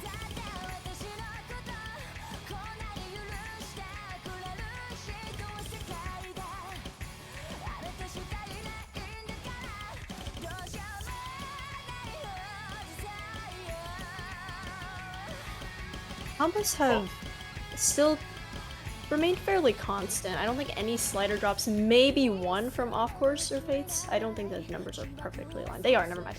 But both players escaping that first Ki unscathed, and as I say that, Off Course drops on seemingly nothing. The ball is now in FateZ's court, already slightly in the lead due to the early ACK advantage, but now FateZ will be able to really capitalize off of that. And since there's been no break, oh, now he knows though, right before that break, the pressure's on. Let's see how far FateZ is able to take this. Yeah, we saw this last time. It was FateZ who missed immediately after the break. And that was on the burst, I believe, and a big ACK drop as well. That's going to be really good for Off Course to try and snatch this back. Neither player is likely going to replicate their... Actually, no, FateZ can probably beat the 500k from earlier if they just hold through the end of this map. Does drop once more, giving a pretty solid combo lead to Off Course, which you don't want to hand, but there he goes. Yeah, FateZ getting bailed out a little bit here by Off Course, finding misses again on these slow sections. Look at the cursor shade. Off Course, yeah. Off Course, really nervous, but we've seen FateZ miss on the same pattern twice in a row now. We'll see if FateZ can get through this this last Ki here. Oh, but FateZ finds a miss as well. I think this is a triangle wiggle. Yep, 20,000 points is anyone's game. Off Course has a slight combo advantage, but it's not going to be enough on its own to bring the score lead back. We're going to see more misses from FateZ. We have seen many misses so far, and this last Ki is a little bit harder than the rest. Here we go into the ending. Off Course slowly bringing back that score lead, dropping down to 15,000 now. FateZ continues to hold, 10,000. FateZ needs to hold and probably pray for an Off Course break as well. That 60 combo advantage really coming into play here. And the score lead, it's now down to 5,000. Is this going to be a spin to win? Is there a spinner at the end of this map? And with that accuracy drop, actually, it is going to swing over to Off Course. Off Course needs to hold and not drop any accuracy. Yeah, FateZ drops some accuracy on the burst, going to increase the score lead to 15k for off course. The question is, can off course hold through this last pattern? And the answer is yes. Off course will take the first map, barely edging it out by 20,000 points. That's going to be a big point for off course. And Would have been a maybe a disaster. shakier start than off course had hoped, considering that was their pick. That almost ended in disaster. And 10 seconds before the map ended, it looked like it was going to end in disaster. Yeah, and FateZ showing that off course is beatable. Had some very impressive scores in the last match, but if we don't see those same scores repeated, FateZ can put up some very impressive scores of their own and potentially take this point. FateZ, of course, does have the next pick as well, so they're going to be looking to take one right back here, and they have quite a few options as well. There And is they the No Mod immediately opt 5. for the Yep. Nomad 5. Did off course play the Nomad 5 in their previous match? No, the No Mod Maybe 5, I maybe don't Fate's believe just was gambling played. that I believe the 140k score or so roughly that they said earlier will be enough. I believe that 140k on this map is probably enough to win against most players. Against Sid, maybe not. But against most people, 140k is probably enough to carry you over the line. And maybe they're just opting that they're a bit more comfortable, they have experience playing this in a match, they know what it's like to play this map with nerves, they're maybe a bit more comfortable with the rhythms, and they're willing to just take it for a spin. As a first pick though, Nomad 5 is definitely really interesting. Certainly is. With the Nomad 5 pick as well, most of the Nomad pool is now out of commission. There's only the Nomad 3 left. Nomad 1 being picked, Nomad 2 and 4 being banned out, and the Nomad 5 being picked. So players are going to have to kind of stray away from that comfort zone of Nomad starting after this. Maybe looking at the Hard Rock 1? I want to see a Hard Rock 1. Hard Rock 1 would be interesting. I'm not sure if we do see the Hard Rock 1, I think it would more likely be a off-course pick. For sure, for sure. Who did play a little bit of the Hard Rock in that last match and put up a really solid score on the Hard Rock 3. But in the meantime, we've got No Mod 5, very small circles, AR8, CS8. And it's going to be, accuracy is going to be a big question mark on this one. We've seen players with very, very low accuracies. If either player can get even a 5% accuracy advantage, could be a very big deal. We've seen time and time again, players have a really tough time getting more than 100, 150 combo. And off course, especially with how shaky off course looked in that last match, could have a tough time with the CS8. And I think this is such a brilliant pick from FateZ here to try and get a point back after that first map. For sure. Fate's definitely capitalizing off the fact that their opponent's quite shaky. Actually at 150 combo already, and I caster cursed it immediately. But it does not matter off of that really early combo already with a 30k score lead, and it's just continuing to grow. Yep, and once again, we see FateZ with a pretty sizable accuracy lead early on. Now, we've consistently seen accuracies fall apart towards the end of this map, so the big question is whether FateZ can hold on to this size of accuracy lead, or if Oscourse can recover. The combos are even now. Both players hitting the reaching burst. 200, yeah, so really impressive scores from both players, better than previous scores. We've seen FateZ finds a big drop, Offcourse holds on to the combo. Yeah. And the score lead is going to go back over very quickly, but we do have a tricky section coming up, so Offcourse needs to hold on for another probably 50 combo to bring the score lead back, but if Offcourse can hold, it's going to go back over very quickly. Here we go. FateZ does drop on that 5-note burst. Offcourse, I believe, hitting the note lock slightly, and under aims that burst and drops right before the score. Actually, the score does go over, but it is now going right back over to the blue side with FateZ recovering it, but Offcourse drops on that space burst along with FateZ. This is so close. Anyone's point into the ending. Offcourse is a very slight lead. Offcourse finds a big miss. FateZ trades it Spin. back. This is a spin to win. This is a spin to win. And I believe Offcourse takes it 2 ticks faster. 2,000 points, and that is going to be 2-0 for FateZ. That ending section of the map is just so tricky. Looking at both players' graphs, full green until the ending where it's just note lock central. The density gets so crammed in there, and if you slightly misread, you overtap, you note lock an entire pattern, and you miss 30k score. And I believe FateZ had around 150k, around a third of the way into the map. So just really that last section was spent really, really struggling, and that is going to be a second point to off course. breakpoint. Yeah, it's a devastating point to lose. It's your own first pick. It's 2,000 points and could very easily swing the entire outcome of the match because FateZ now needs a break point at some point in this match if he wants to win. But Fate has been playing fantastically so far. On fire in this match, we've already seen, I believe, significantly better performance than in Fate's previous match. So For sure. Fates can definitely compete with off course here, and I think we're going to continue to see a very close match. Of course, looking to consolidate that breakpoint that they just earned, and we see a hidden 2, which makes sense, I suppose. I believe in Fates' last match, the hidden 2 was banned out, so I'm not super surprised. Yeah, Fates banned hidden 2 against crazyclee, so maybe this is a I can't play this map, but I bet my opponent plays it even worse than me pick, rather than a I'm really good at hidden 2 pick. Yeah, it's a good pick for off course. You've just taken a break point, so if you happen to give up the HD2, it's not the end of the world. But if you can win the HD2 and do so by a good margin, it's going to give you a lot of confidence to look for something like that easy pick later on in this match, especially considering FateZ has banned out the HD2 in the previous match. I think off Also, course this hidden definitely 2 would win this is one. for sure. And because this hidden 2 has so many challenging elements, it has the ult, it has the low AR, it has the whatever the sliders are doing in this map, it kind of gives you a good taste of like a little bit of a bunch of other maps. So if you're a player that could do really, really well on this map, the No Mod 3 is open to you.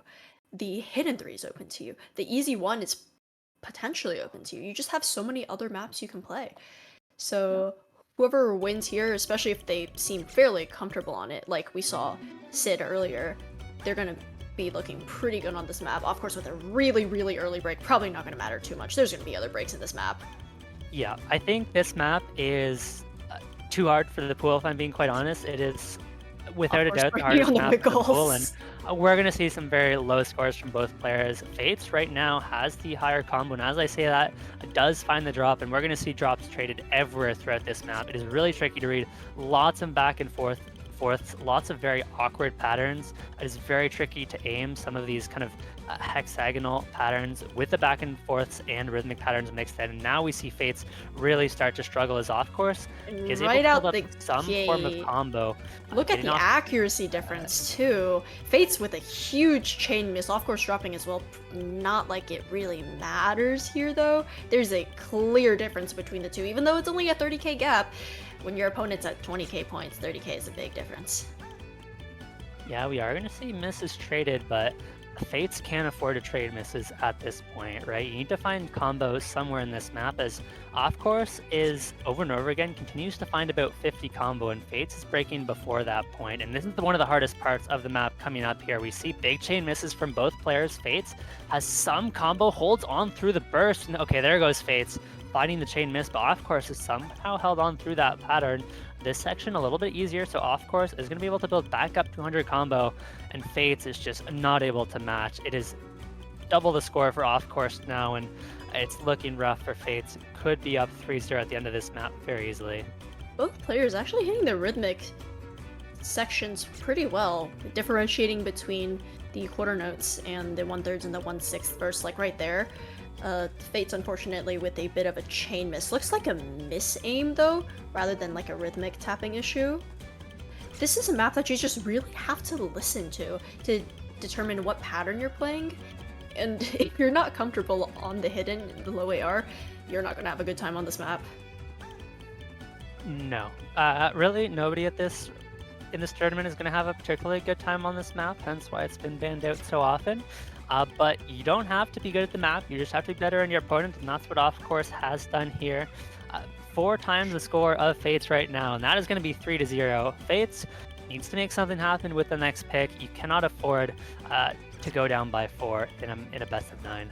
Especially not when your opponent has a pick when they are up at 4 points. Not really a position you want to be in, unfortunately. Both players actually hitting that stream. FateZ breaking right after it though. And yeah, this train has left the station. It left around 2 weeks ago. That's for sure.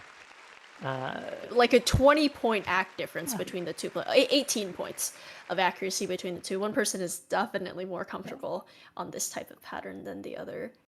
Yeah. That's going to give off course a lot of confidence to look towards that easy pick for the next map. Having won the hidden two by that much, you're going to have to feel that off course is going to have a much better time on the easy one than Fates will. I think Fates did play the easy one. Fate did not. Not, No, at least not not the easy last one. round. Okay. Yeah. So maybe not. But in the other match, we do actually have a 2-1 score in favor of Sid. Three We've had breakpoints. three Three break breakpoints in a row. Yeah. It's looking to get the first point on the board with the next pick. There are still quite a lot of options left in this pool. The entire DT, the entire Hard Rock pool are open, but Or there's XNL definitely- actually taking the breakpoint off of SidFj, just to show y'all the difference between these two players, right? 4XNL scored 555,000 on the hidden two. SidFj scored 423,000 on the hidden two and lost the map. That would sweep at any other lobby. Unfortunately, I think just the opponent. Wrong place, wrong time. Yeah. The score is nuts. We are going to get Viora, PT1 for Fate. We didn't see Off Course play this in the last match, but you don't want to pick Hard Rock into Off Course. The DT is something that Fates looked fantastic on in the last match, getting 440k on the DT3.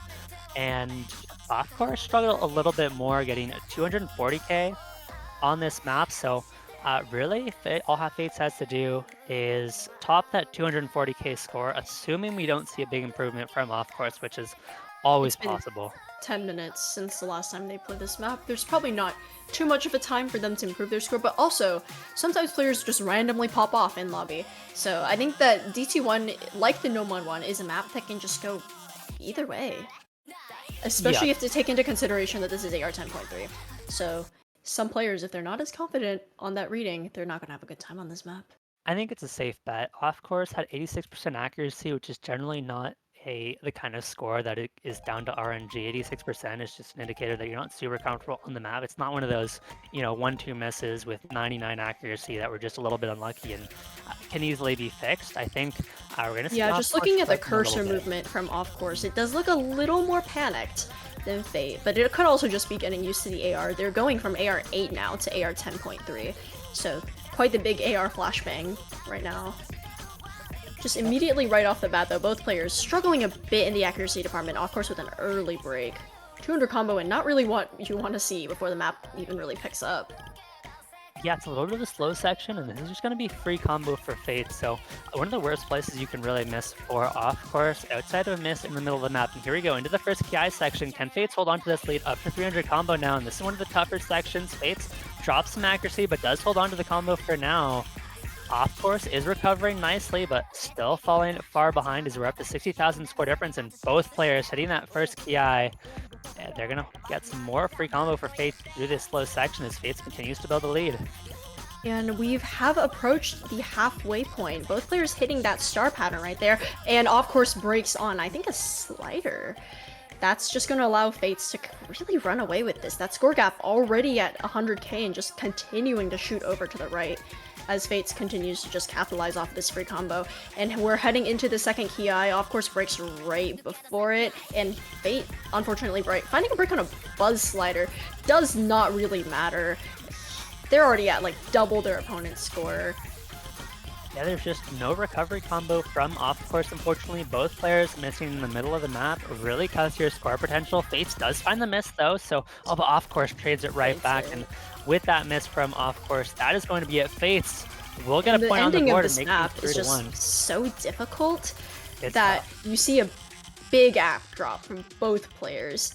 They are clinging onto the combo, but unfortunately it's just too little too late. Yeah, you're not going to see those massive combos, those big comebacks later into this map just because of how difficult the ending is. And FateZ has done more than enough. 500,000 is a very, very impressive score on this map. One of the best we've seen, and of course, improving the score from the last match, but unfortunately, not enough against the 500k from FateZ. And that is going to put FateZ on the board as well. We are now 3-1. The other match is now 3-1 as well, with Sid in the lead. Yep. And Sid apparently we will taking a be point right on the back. Nomad 3.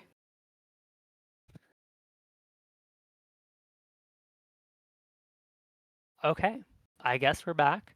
I do want to see off course go for the easy one after the hidden two.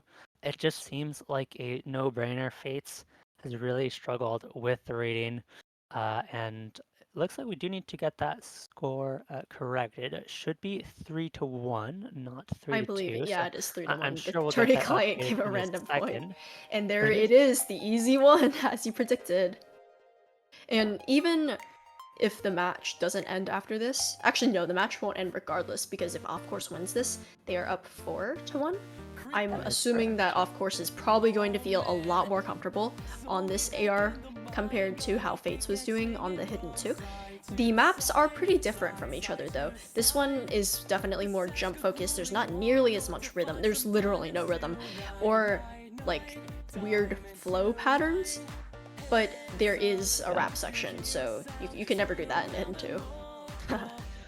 This is a much easier map to read than the hidden two as well. I don't think we're going to see FateZ struggle nearly as much, but of course, will definitely be the favorite here. I think that there's next to no mechanical challenge on this map at all. If you just practice it, you should be good. But with something like the hidden 2, I think that this is a map that you probably need a bit more than just a day or a week to familiarize yourself with the skill set, like AR8, alt, flow, reading. It ticks all the boxes. Ultimately, it's going to come down to practice. This map is very repetitive, and a lot of patterns are the same throughout the course of the map. So if you learn the pattern once, you have the pattern down for the rest of the map. So it really depends which of these players has really taken the time to And practice this map. FateZ with an immediate miss. I have a feeling one of these players practiced the map and one of them did not. Yeah. Yeah, FateZ is not having a good time, and Off course breaking as well. I think that was just a slider break though, not a misread. yep. The accuracy advantage is going to be massive though. It's approaching 30%. That is nearly unheard of, but I think FateZ just not easy having player. a good time on this map. FateZ is doing Again, their with best. the AR flashbang, they went from AR8 to AR 10.3 to AR 4. They're just going up and down. They're following the sine wave on this one. Yeah, this is the kind of Yeah. never played easy before performance, and Off course right now has around 10 times the score of their opponent.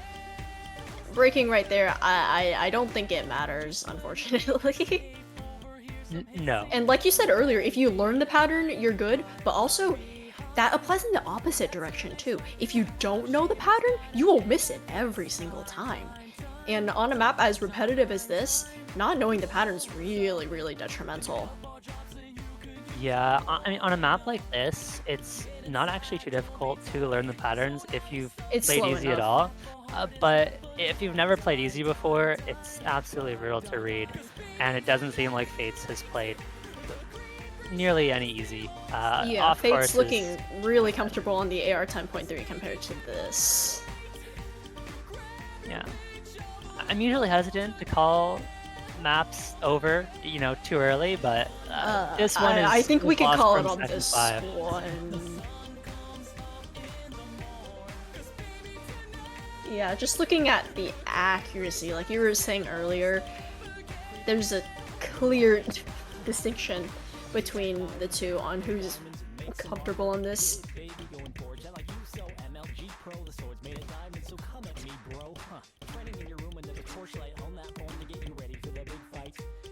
And both players making through the rap section relatively unscathed. I think unscathed is a relative term, but this map was sealed around 5 seconds into the map, unfortunately. I think that this is probably just a go next for FateZ, honestly.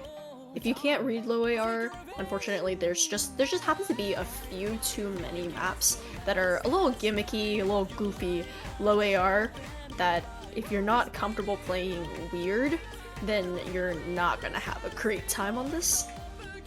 And you just can't really ban out everything, unfortunately. I think the Nomad 2 ban was definitely out of like safety because of course FC'd it last round. But I'm starting to think that maybe banning out one of the lower AR maps may have been the pick instead, because of course also got a really good score on the Nomad 1 last pool and unfortunately wasn't able to replicate it. However, that's all wishful thinking. The bans are done, they're long done, and that is a really convincing point to off course. Yes, it is. I will say we need more easy pools in tournaments. I'm not even necessarily easy pools, but just better easy multipliers. You know, even in tournaments with free mod pools where you can technically take easy, they make all the multipliers 1.75, so that even if you can play the easy, it's almost never worth the time investment to learn the map with easy because the multiplier is so low. We I need think more also 2x multipliers. It's such a when fun mod to watch. when you play a really high SR map, because the reason the higher SR maps are higher AR is because there's more objects on the screen, right? You lower that AR and the difficulty of reading just exponentially increases the higher the difficulty gets.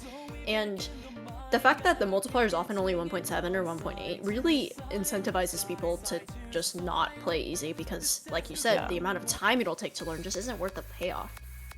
And we Right. see the hidden one coming out of FateZ. I believe that this was their pick last match as well, and they did come out on top. So they're looking to repeat that again this time around. Yeah. Backs against the wall at this point as well. You gotta win. It's do or die. Yeah. In this kind of tournament, where the players are a lot lower ranked, easy is interesting because it's either you can play easy or you can't, and you tend to see very big skill discrepancies.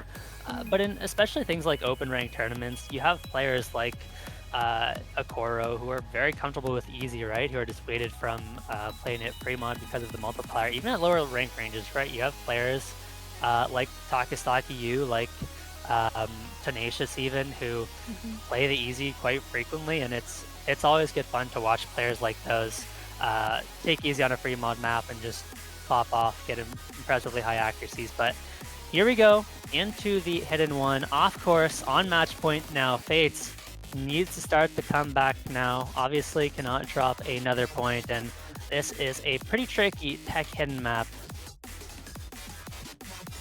I think this map will also be a kind of indicator, not really, of the tiebreaker performance potentially between these two. We did see tiebreaker earlier, I believe. Not from any of these two players though, so nothing to really compare against. We did see the Nomad 4 ban out of course, maybe that's part of the reason why this hidden one is coming out. However, the Frums map is more like goofy rhythm tech, while this is more not goofy rhythm. It's not a Frums map.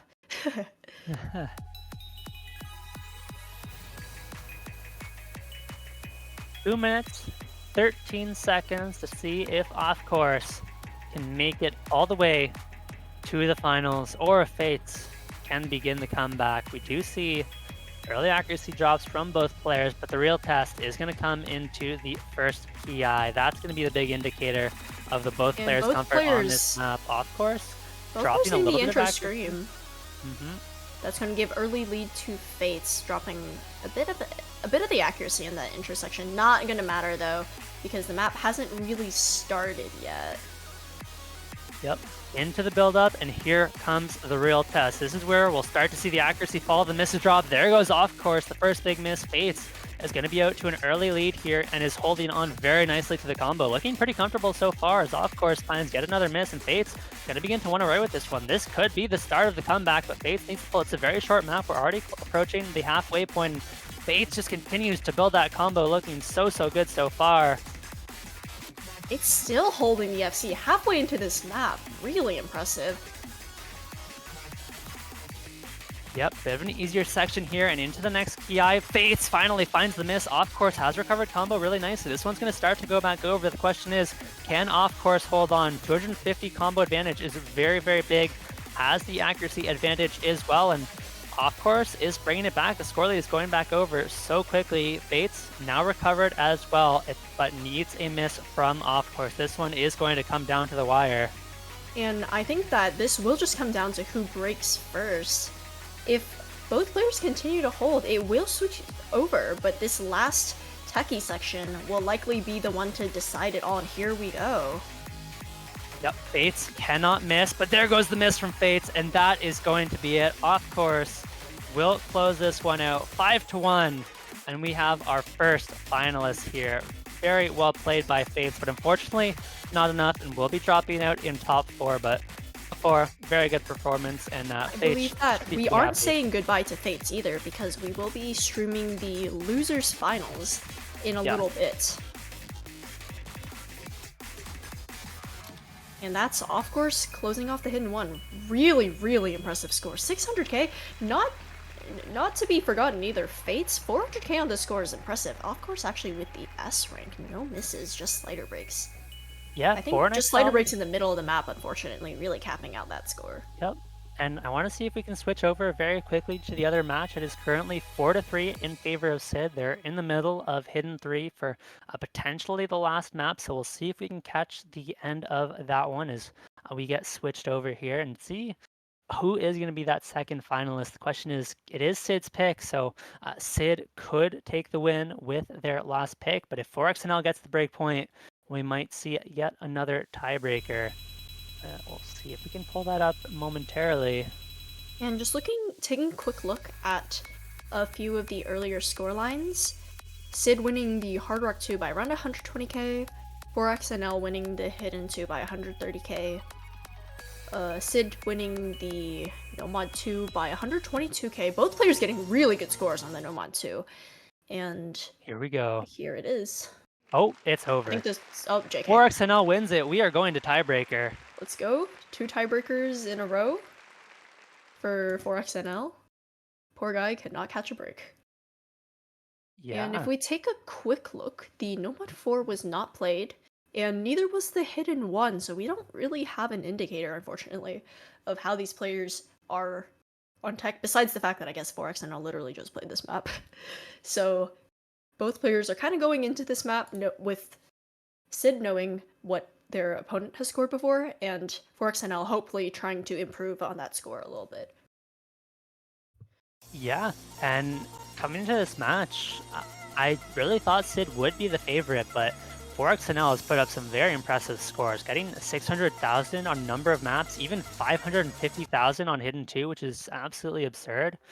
And oh, that isn't right. Script has been leaked. Nathaniel, you weren't supposed to leak the script yet. That was supposed to be for commentator eyes only. My bad, my bad.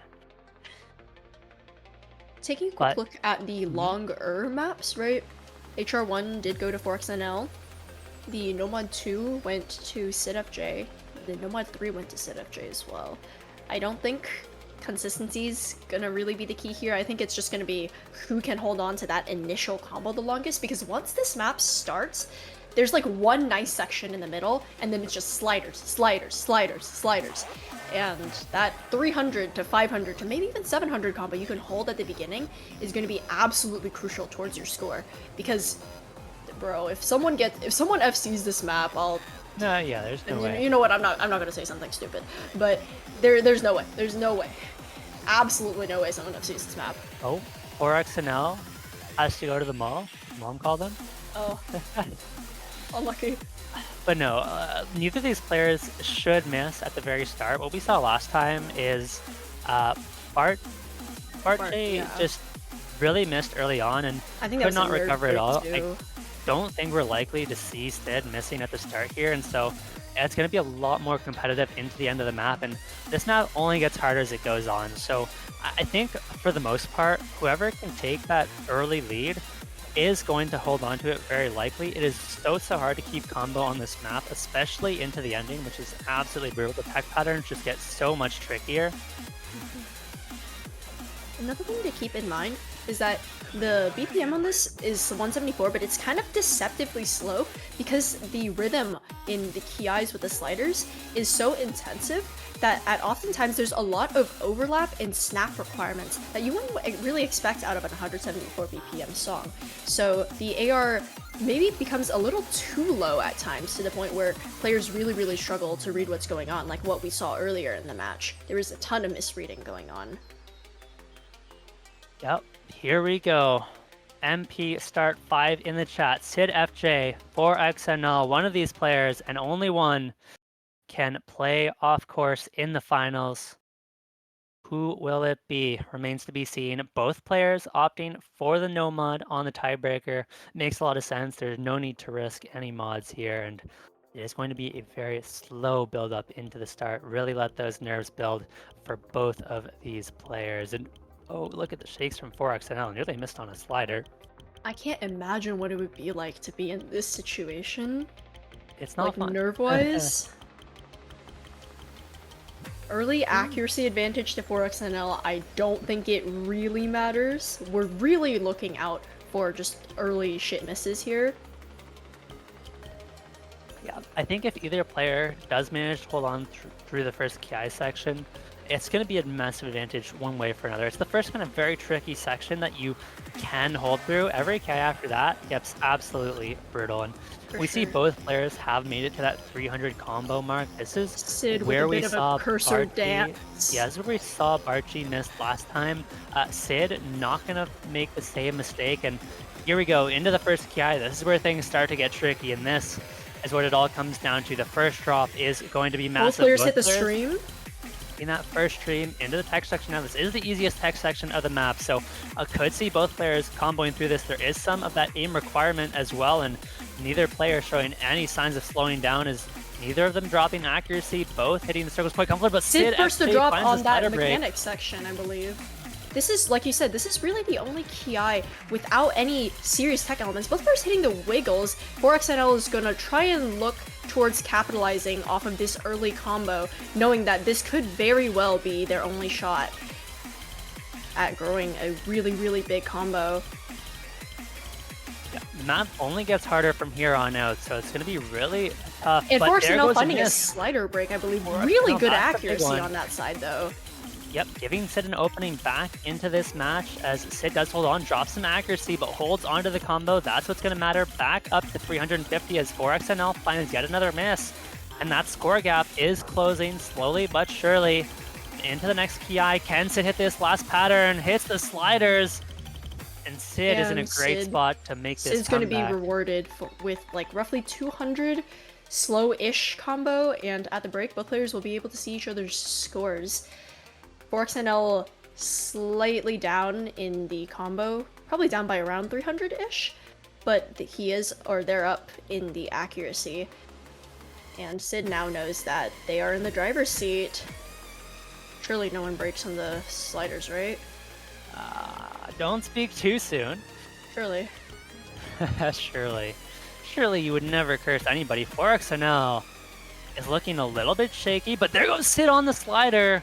4XNL is going to be able to hold on to this lead, and the last half of this map is absolutely brutal. We're gonna see combo drops, we're gonna see accuracy drops, and the pressure is on Sid to find a big combo somewhere in this map. 4XNL has a chance to close this one out by just holding on to this combo.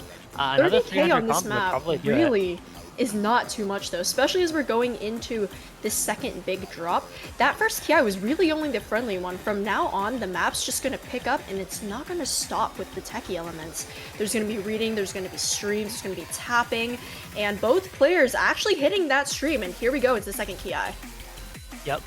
Probably the hardest section of the map. Both players gonna hold on for now, but it only gets more difficult as the KI goes on. Sid is recovering very nicely. Accuracy back up to 97, only down by 60,000. If we see a miss from 4XNL, that score lead is gonna go right back over, but 4XNL continues to hold and hits that zigzag stream as well. SidFj is running out of time, but as long as Sid holds on to the combo, there is still hope. And neither player, there goes 4XNL, drops right there, and Sid does have the combo, and he breaks right there, right after. Just unfortunately unable to capitalize off of that 4XNL drop, and I think the 70k difference might be enough here. If both players just continue to drop, then the status quo will be maintained. 4XNL does have a accuracy advantage as well. Yeah, but there is still time left in the map. If we see more missiles from 4XNL, Sid could bring it back, but it would take a pretty big meltdown. We see Sid looking really, really shaky, the nerves getting to them a little bit possibly, and the end of this map is quite slow. I think it's pretty unlikely we see a miss from 4XNL, but score gap is it could shrinking happen. though. If there is a silly miss somewhere, that could make the difference here. That's all it takes. I believe there is one more slightly tricky section at the very end. No, it is just a slow section, so unfortunately not going to be enough for Sid. And 4XNL, with, in my opinion, a little bit of an upset, will be moving on to the finals. Look at that cursor shake. Yeah. And a huge improvement over their last round score as well. Really good scores from both players. As we come to the end of this map, we have our finalists. We've got 4XNL versus Offshore. They are your top two, and they are going to be battling it out for that first place. We do, of course, also have that third place match, which will be between... FateZ and Sid. Yes, thank you. So we see our Seed 2 versus our Seed 9, so 4XNL versus Off Course in the winners finals against, and in the third place match we see FateZ and Sid, our Seed 5 and Seed 11 respectively. We are going to take a short break after this round, and we'll return in a little bit for our finals. Yep, we'll be back shortly, and see you guys soon.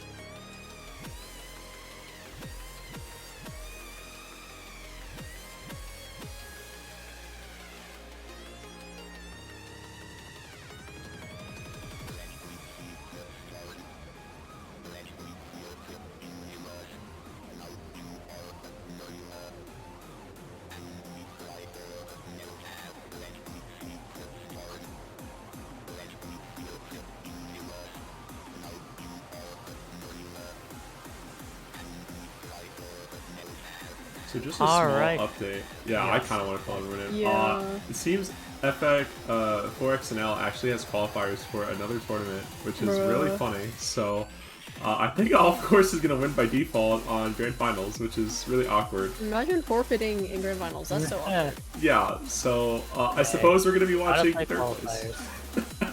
I don't really have much to say. Yay? Yep. Okay. Well, anyways, we'll be streaming that shortly. The match should be starting soon.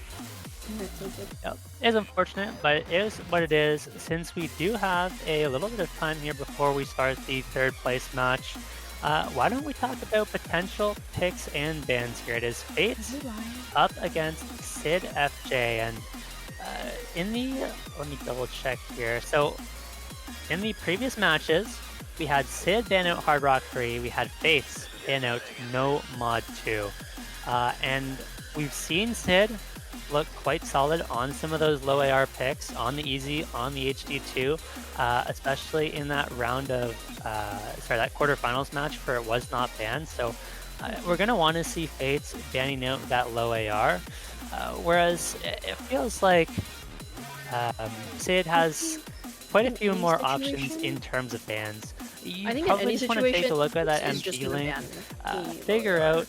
out FateZ's best map, and go from there in terms of bans. Yeah, I think this pool just inherently favors Sid because FateZ, as we saw on the hidden and the easy, just doesn't seem to be really comfortable on the FateZ lower did AR. put up a very solid GT1 score, 483,000 points. That is one of the best GT1 scores we've seen, and it's going to be really tough to match. So I think we're likely to see the GT1 banned out from Sid here.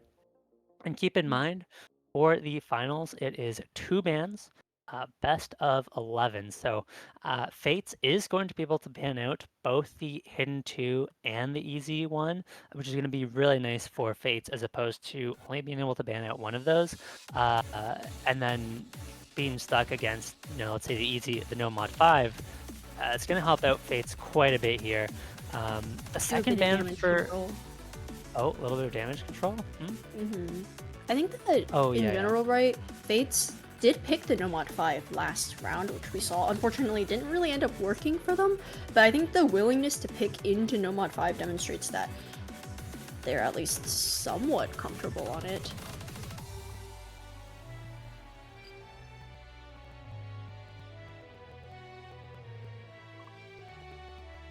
Yeah, the second ban for SIDS is a lot less clear to me. It could be something like the No Mod 1, just because that is a little bit RNG. And I don't think outside of that DT1, there were any particularly crazy scores from FateZ that Sid feels like they can't beat. There was that hidden 3 that could be a potential ban. We did see 400k from FateZ on that as well. But it's tough to say. Sid has had solid scores on the hidden, so it's really not clear what that second ban is.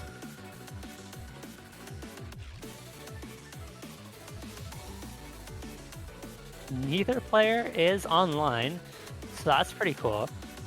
Yeah, they're probably taking a quick break. Both players here just finished their matches, so they're probably taking maybe 5 minutes to go outside, get some sun, drink some water, go to the mall with their mom, and come back in time for this final third place match. There you go. Hate when that happens, You're playing in a tournament and you have to go to the mall with your mom. That's rough.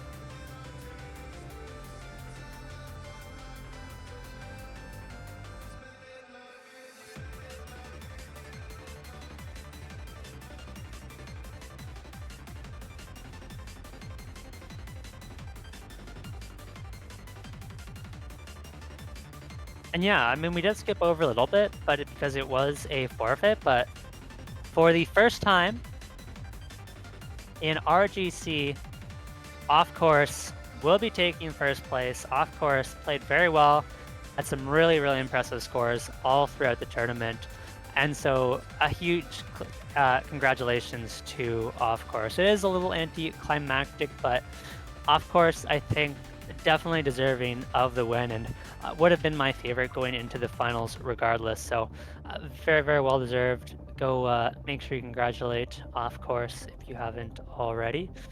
And we'll see if we can get FateZ and Sid in the lobby shortly.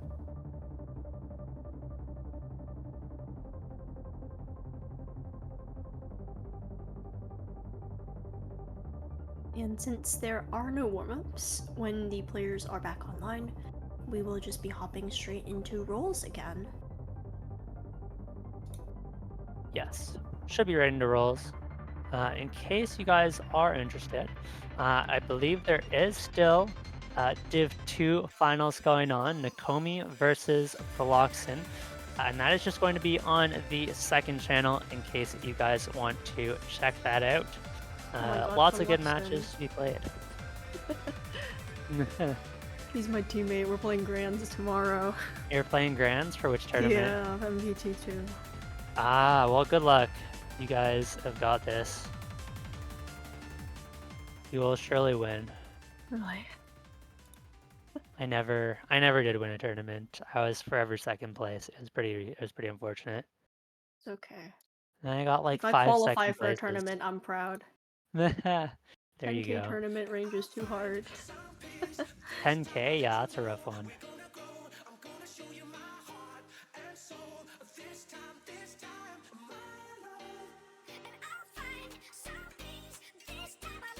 I believe we're still waiting for players to come online. We're waiting like 10 minutes, I believe, before we start. Yeah, I'm sure we can ping the players to see what's going on, see if they're actually playing the match.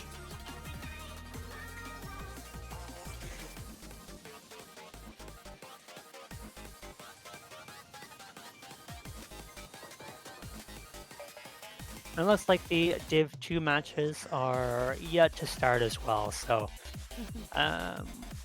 hopefully we can get some finals matches shortly.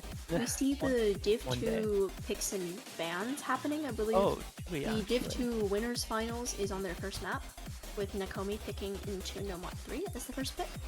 And in the Div 2 losers, it's Kuro versus Supe, and they've banned out Hidden 2, Nomad 4, Easy 1, and Man, I don't know where the last ban went, but they picked Easy 1. I feel like suppejeger, unless I'm thinking of a different player, a similar name, he's been 6th digit for a very long time. Yeah, a little bit of a D-ranker, but a nice guy. Chill guy though, from what I've heard.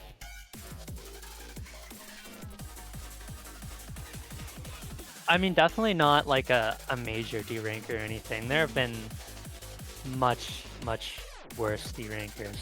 I think that they just get screened from every single tournament they try to play. I don't know.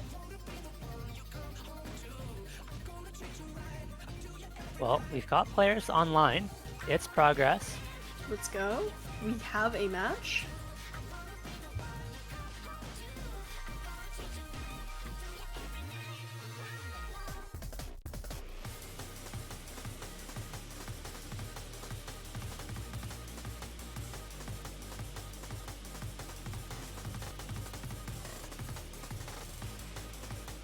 And I'm told this will be the last RGC for quite some time after this one. I believe the host is graduating or just stepping away from hosting RGC for a couple months. So Hi, yes, that's me. I'm graduating college. Rutgers RGC is a university rhythm games club, and I run that, which is why we're doing the tournaments.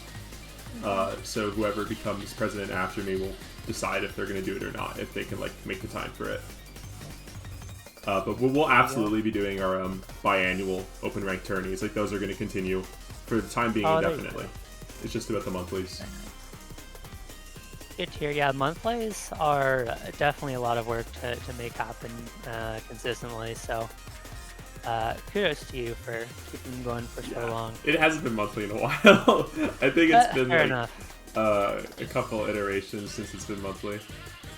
For sure. I think hosting a tournament in general is already a challenge, and just finding the staff to kind of be committed to keeping a tournament going, especially like a constant tournament, is really, really challenging. I have to beg and plead my drought. staff, please sign up for tournament lobbies, please. It's a I don't little want bit a easier. quadruple ref. Yeah, it's a little bit easier if you play Osu, because I don't play Osu anymore, so usually I'll just message whoever and pray. Yeah. So.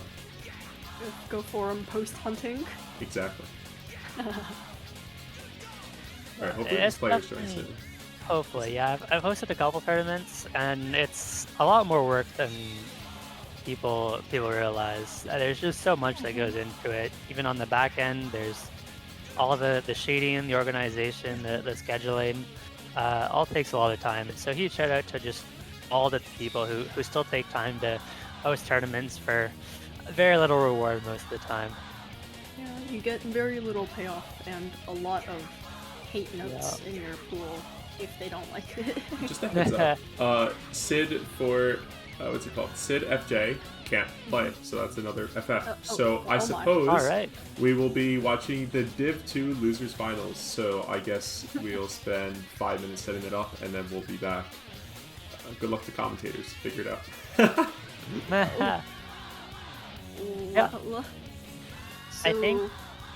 Oh, go ahead. Oh my. So yeah, that's gonna be. That is FateZ with the 3rd place. Sid with the forfeit, unfortunately finishing it 4th. Yeah.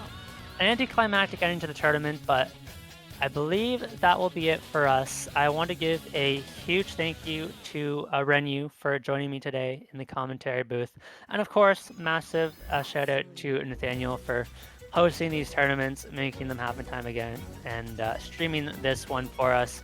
We do, of course, have Div 2 still going on before the tournament is officially over, so we're going to switch over to that momentarily. I imagine we can just host the 2nd channel so that you guys are interested. I believe we've got Hubert and Zenga Street commentating there. So the 2nd channel is doing finals, so I was actually going to put on Losers Finals. We could set both matches on. That works. That works. That works with me. All right, Losers Finals it is.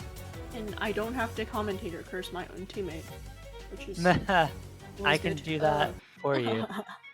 Yeah, Kuro taking the 1st point, the DT1, on their pick as well.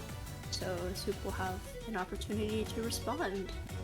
The SR for the Div 2 pool, I believe, is 5.5. 5.47 is the Nomad 1. So slightly easier pool, but probably still a little bit of a challenge. And we see Nomad 5 being picked by Supe here. I think this is a speed map as compared to the gimmick map that we saw in Div 1. This is Swamp Witch, Ether Realm. Yeah, well, we'll see if we can actually get that matchup on screen here.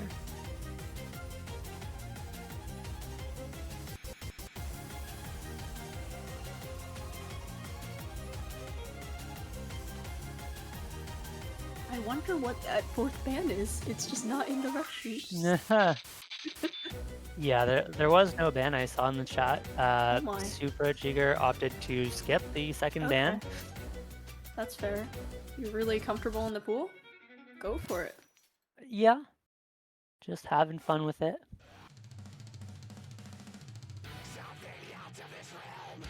Of course, this is going to be a very different pool. You still do have kind of similar types of maps. Mind you don't have quite as much reading, so you don't have that kind of CS8, AR8 map in the pool. You have the AR8 hidden too, you have the easy map, and those have both been banned out. So Suppejeger is not going to have any of those low AR picks, and so it's going to have some more diverse picks here instead. We are currently, I believe, in the Nomad 5. Yes. And looking at the MP link, Soup got 10 seconds in, or got a minute and a half into the DT1 and then decided that they did not want to play the map anymore. So that was just a point to Kuro, who got 1.3 million score, 1.03 million. So really, really impressive score from them. Yeah. And that's why it is 1-0 right now. Yep. Here we go. Swamp Witch is a speed pick. Nomad 5, not Nomad 3. So Nomad 5, yeah. It's always kind of jarring to oh my, what is going on? They are doing something else. I don't know what's going on here. Smoke You love to shenanigans see is happening. the effort from the players. I think there might be a minor bit of trolling going on here. A little bit. Hopefully they are not trolling the whole match. At that point, you might as well just forfeit the match if Yeah. you're There's a not gonna clear put in any accuracy effort. difference right now. Yeah.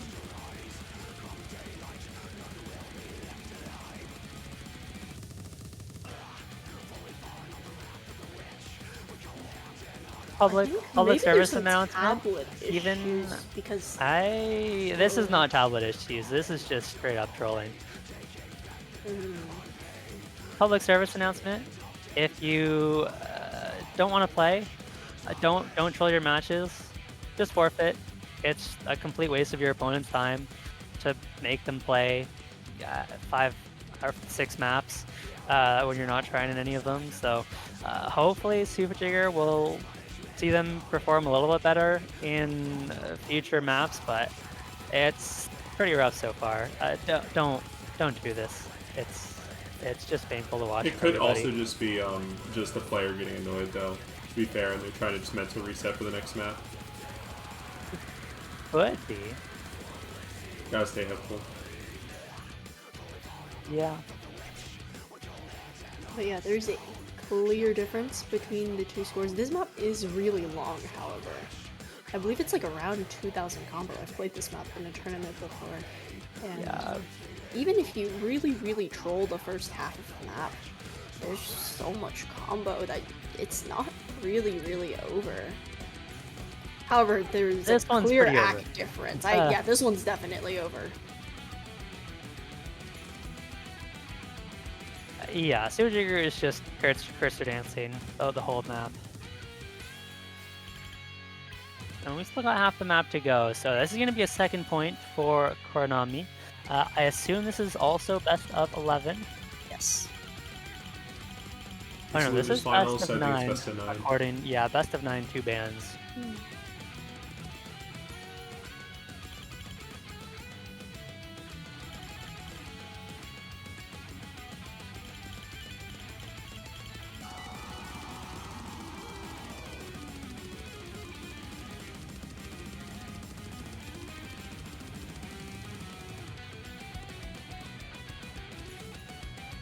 A solid score from Kuronami. Did find the one miss, but otherwise has looked really solid on the map. Yeah, really only being held back by the lower AC in the grand scheme of things, 93% AC, maybe not the best, but also at OD 8.5 and 210 BPM and score V2, this is definitely nothing to laugh at.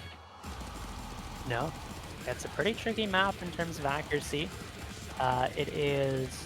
Oh, I don't have the pool pulled up anymore. Let's see.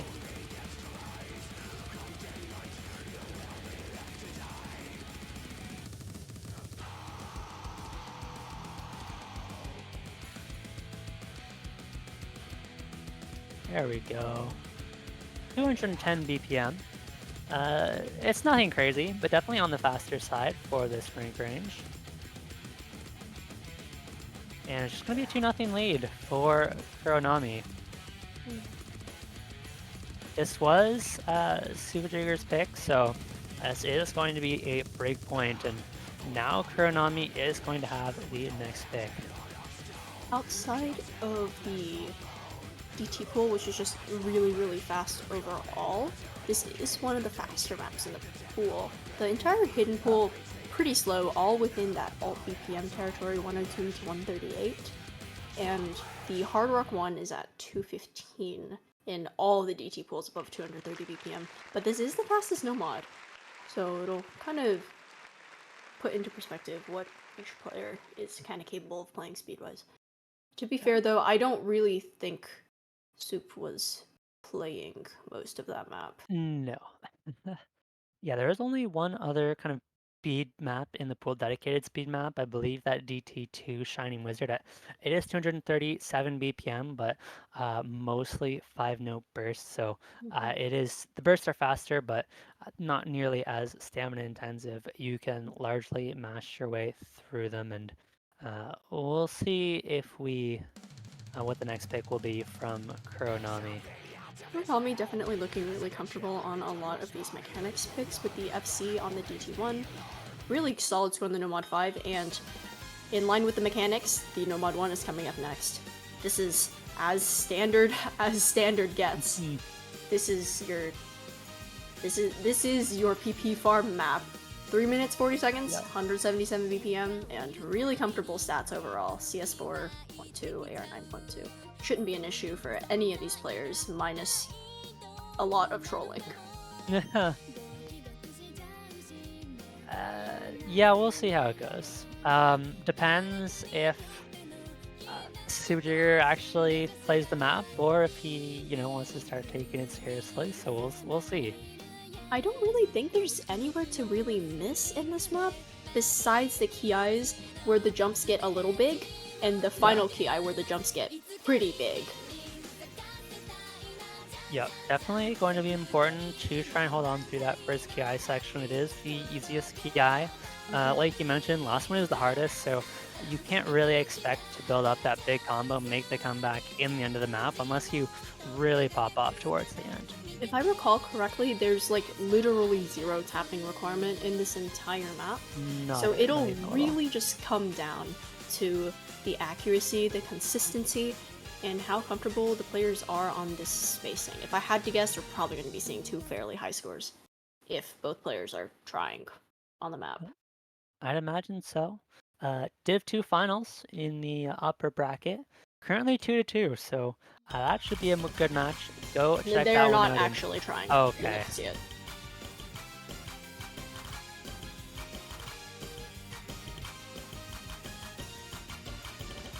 I'm tempted to make both screens Kuronami. I'm not sure what the goal is here, but it feels a little disrespectful in my opinion to spend your time wasting your opponent's time. That's just my take though. However, Kuronami off to a really good start.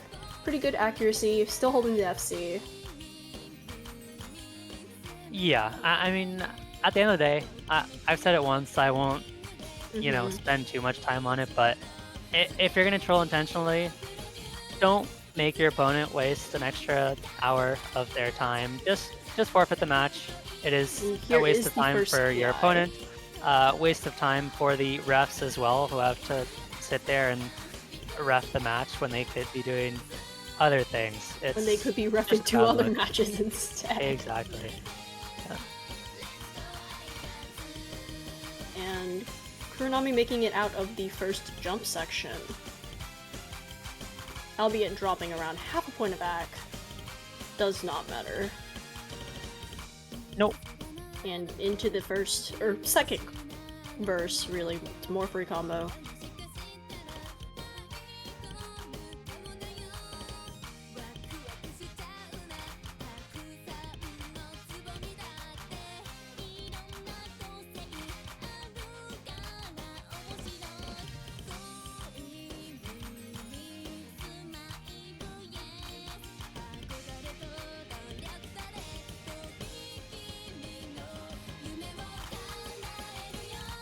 Yeah. Not to take away from Kuronami though. Playing very, very well. Still on that full combo, 97 accuracy, looking really, really good. This is just a really solid performance from Kuronami.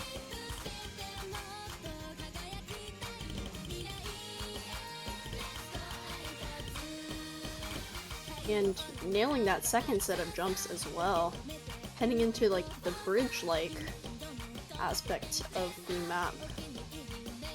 No really big jumps here. This is really the only part of the map that kind of has triples and I guess if you could call this tapping or 5-lits tapping. I guess they're tapping when it comes to Nomad 1s. Does not matter. Kuronami hits it all. Yeah, we'll see if Kuronami can hold on to the full combo here. Honestly, all that lies between them and an FC on this map is the final jump section. I don't think that the players, at least players of this caliber, will be missing on anything else. There's really just nothing to miss on besides the jumps. That was a bit of a scary, I think they almost under-aimed that node. Like you said, it's going to come down to that last full combo section, but they've looked very comfortable so far. I could see it. They got it. There we go.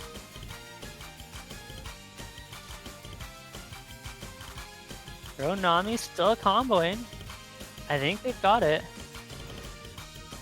Last jump section. And they There got it it. is. There's the full combo on the #1. It's another Nice full job. combo from Kuronami. Absolutely popping off. Yeah, the first two picks, both full combos. Yeah. Really well done. And we see a pick into the Hard Rock 3. Hard Rock 3 is going to be an alt Hard Rock pick.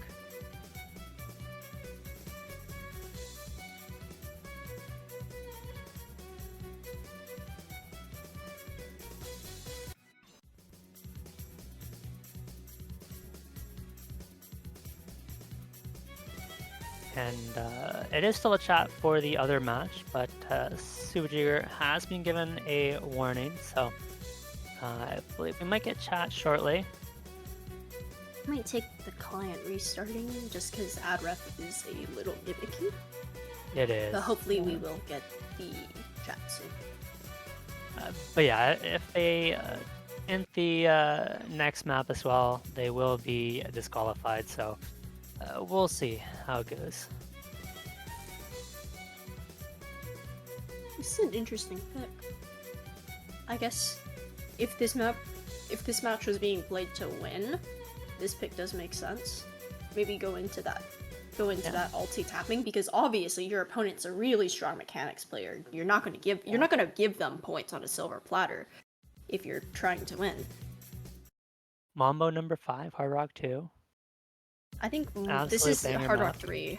It is. Just unrelated. Mambo Oh #5 yeah, is a no, great no, map. Shout out to Mambo whoever did #2 is that. kind of rough to play. I think in the act especially It's tough. with the loopy sliders, they're a little difficult, but still a fun map regardless. Good song too.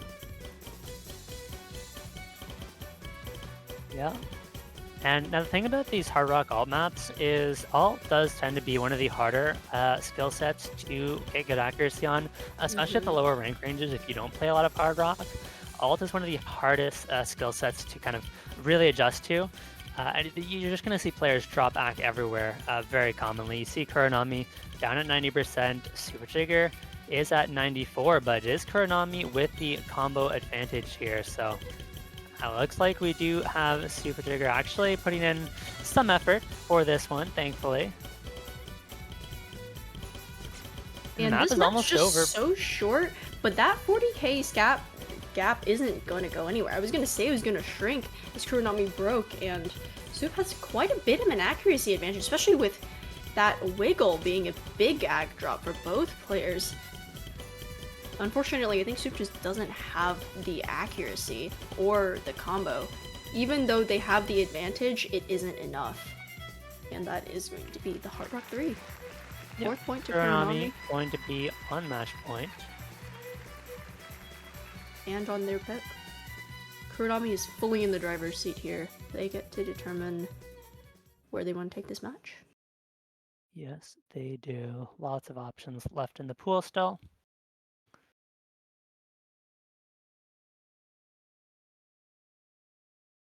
And it looks like over on the second stream, it is 3-3 between Nakomi and Philoxen. So that is a close match. Definitely check that one out if you aren't watching already. Both players winning their first 3 picks. They're currently on the hidden 1.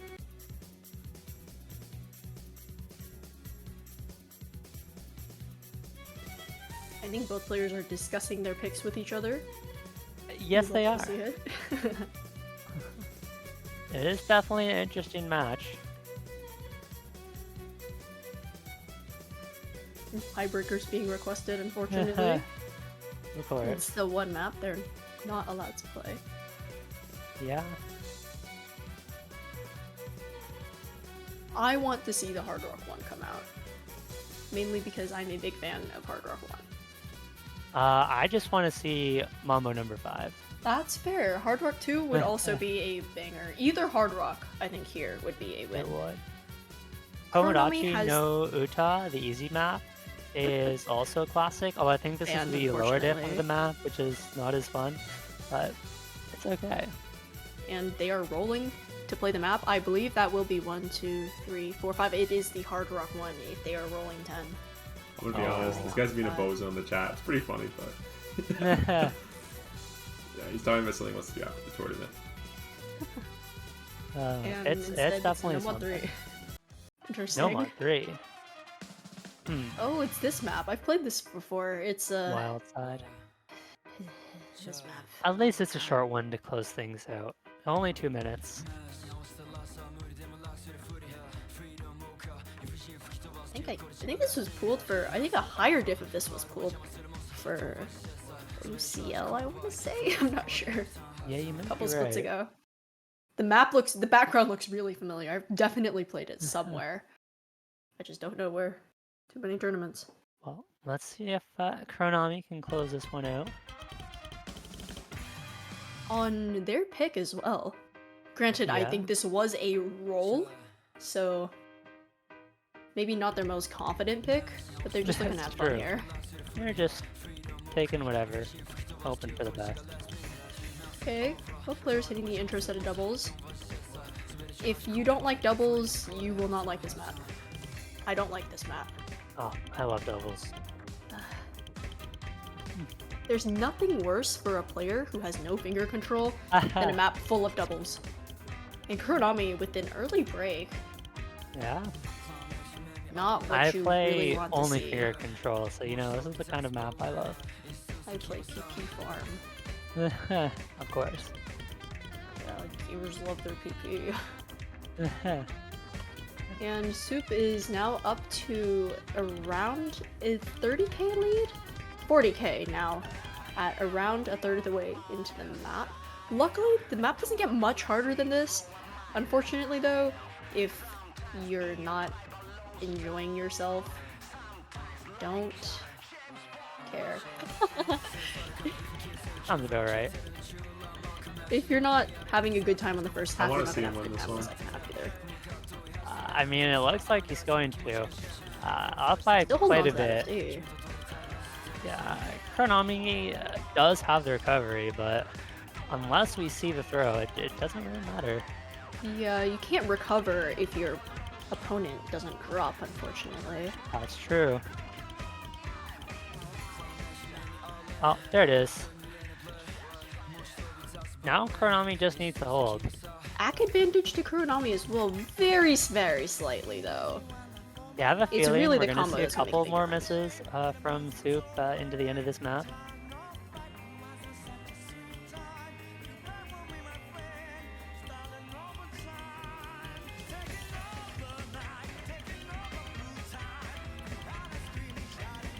And there it is, that's the score lead right there.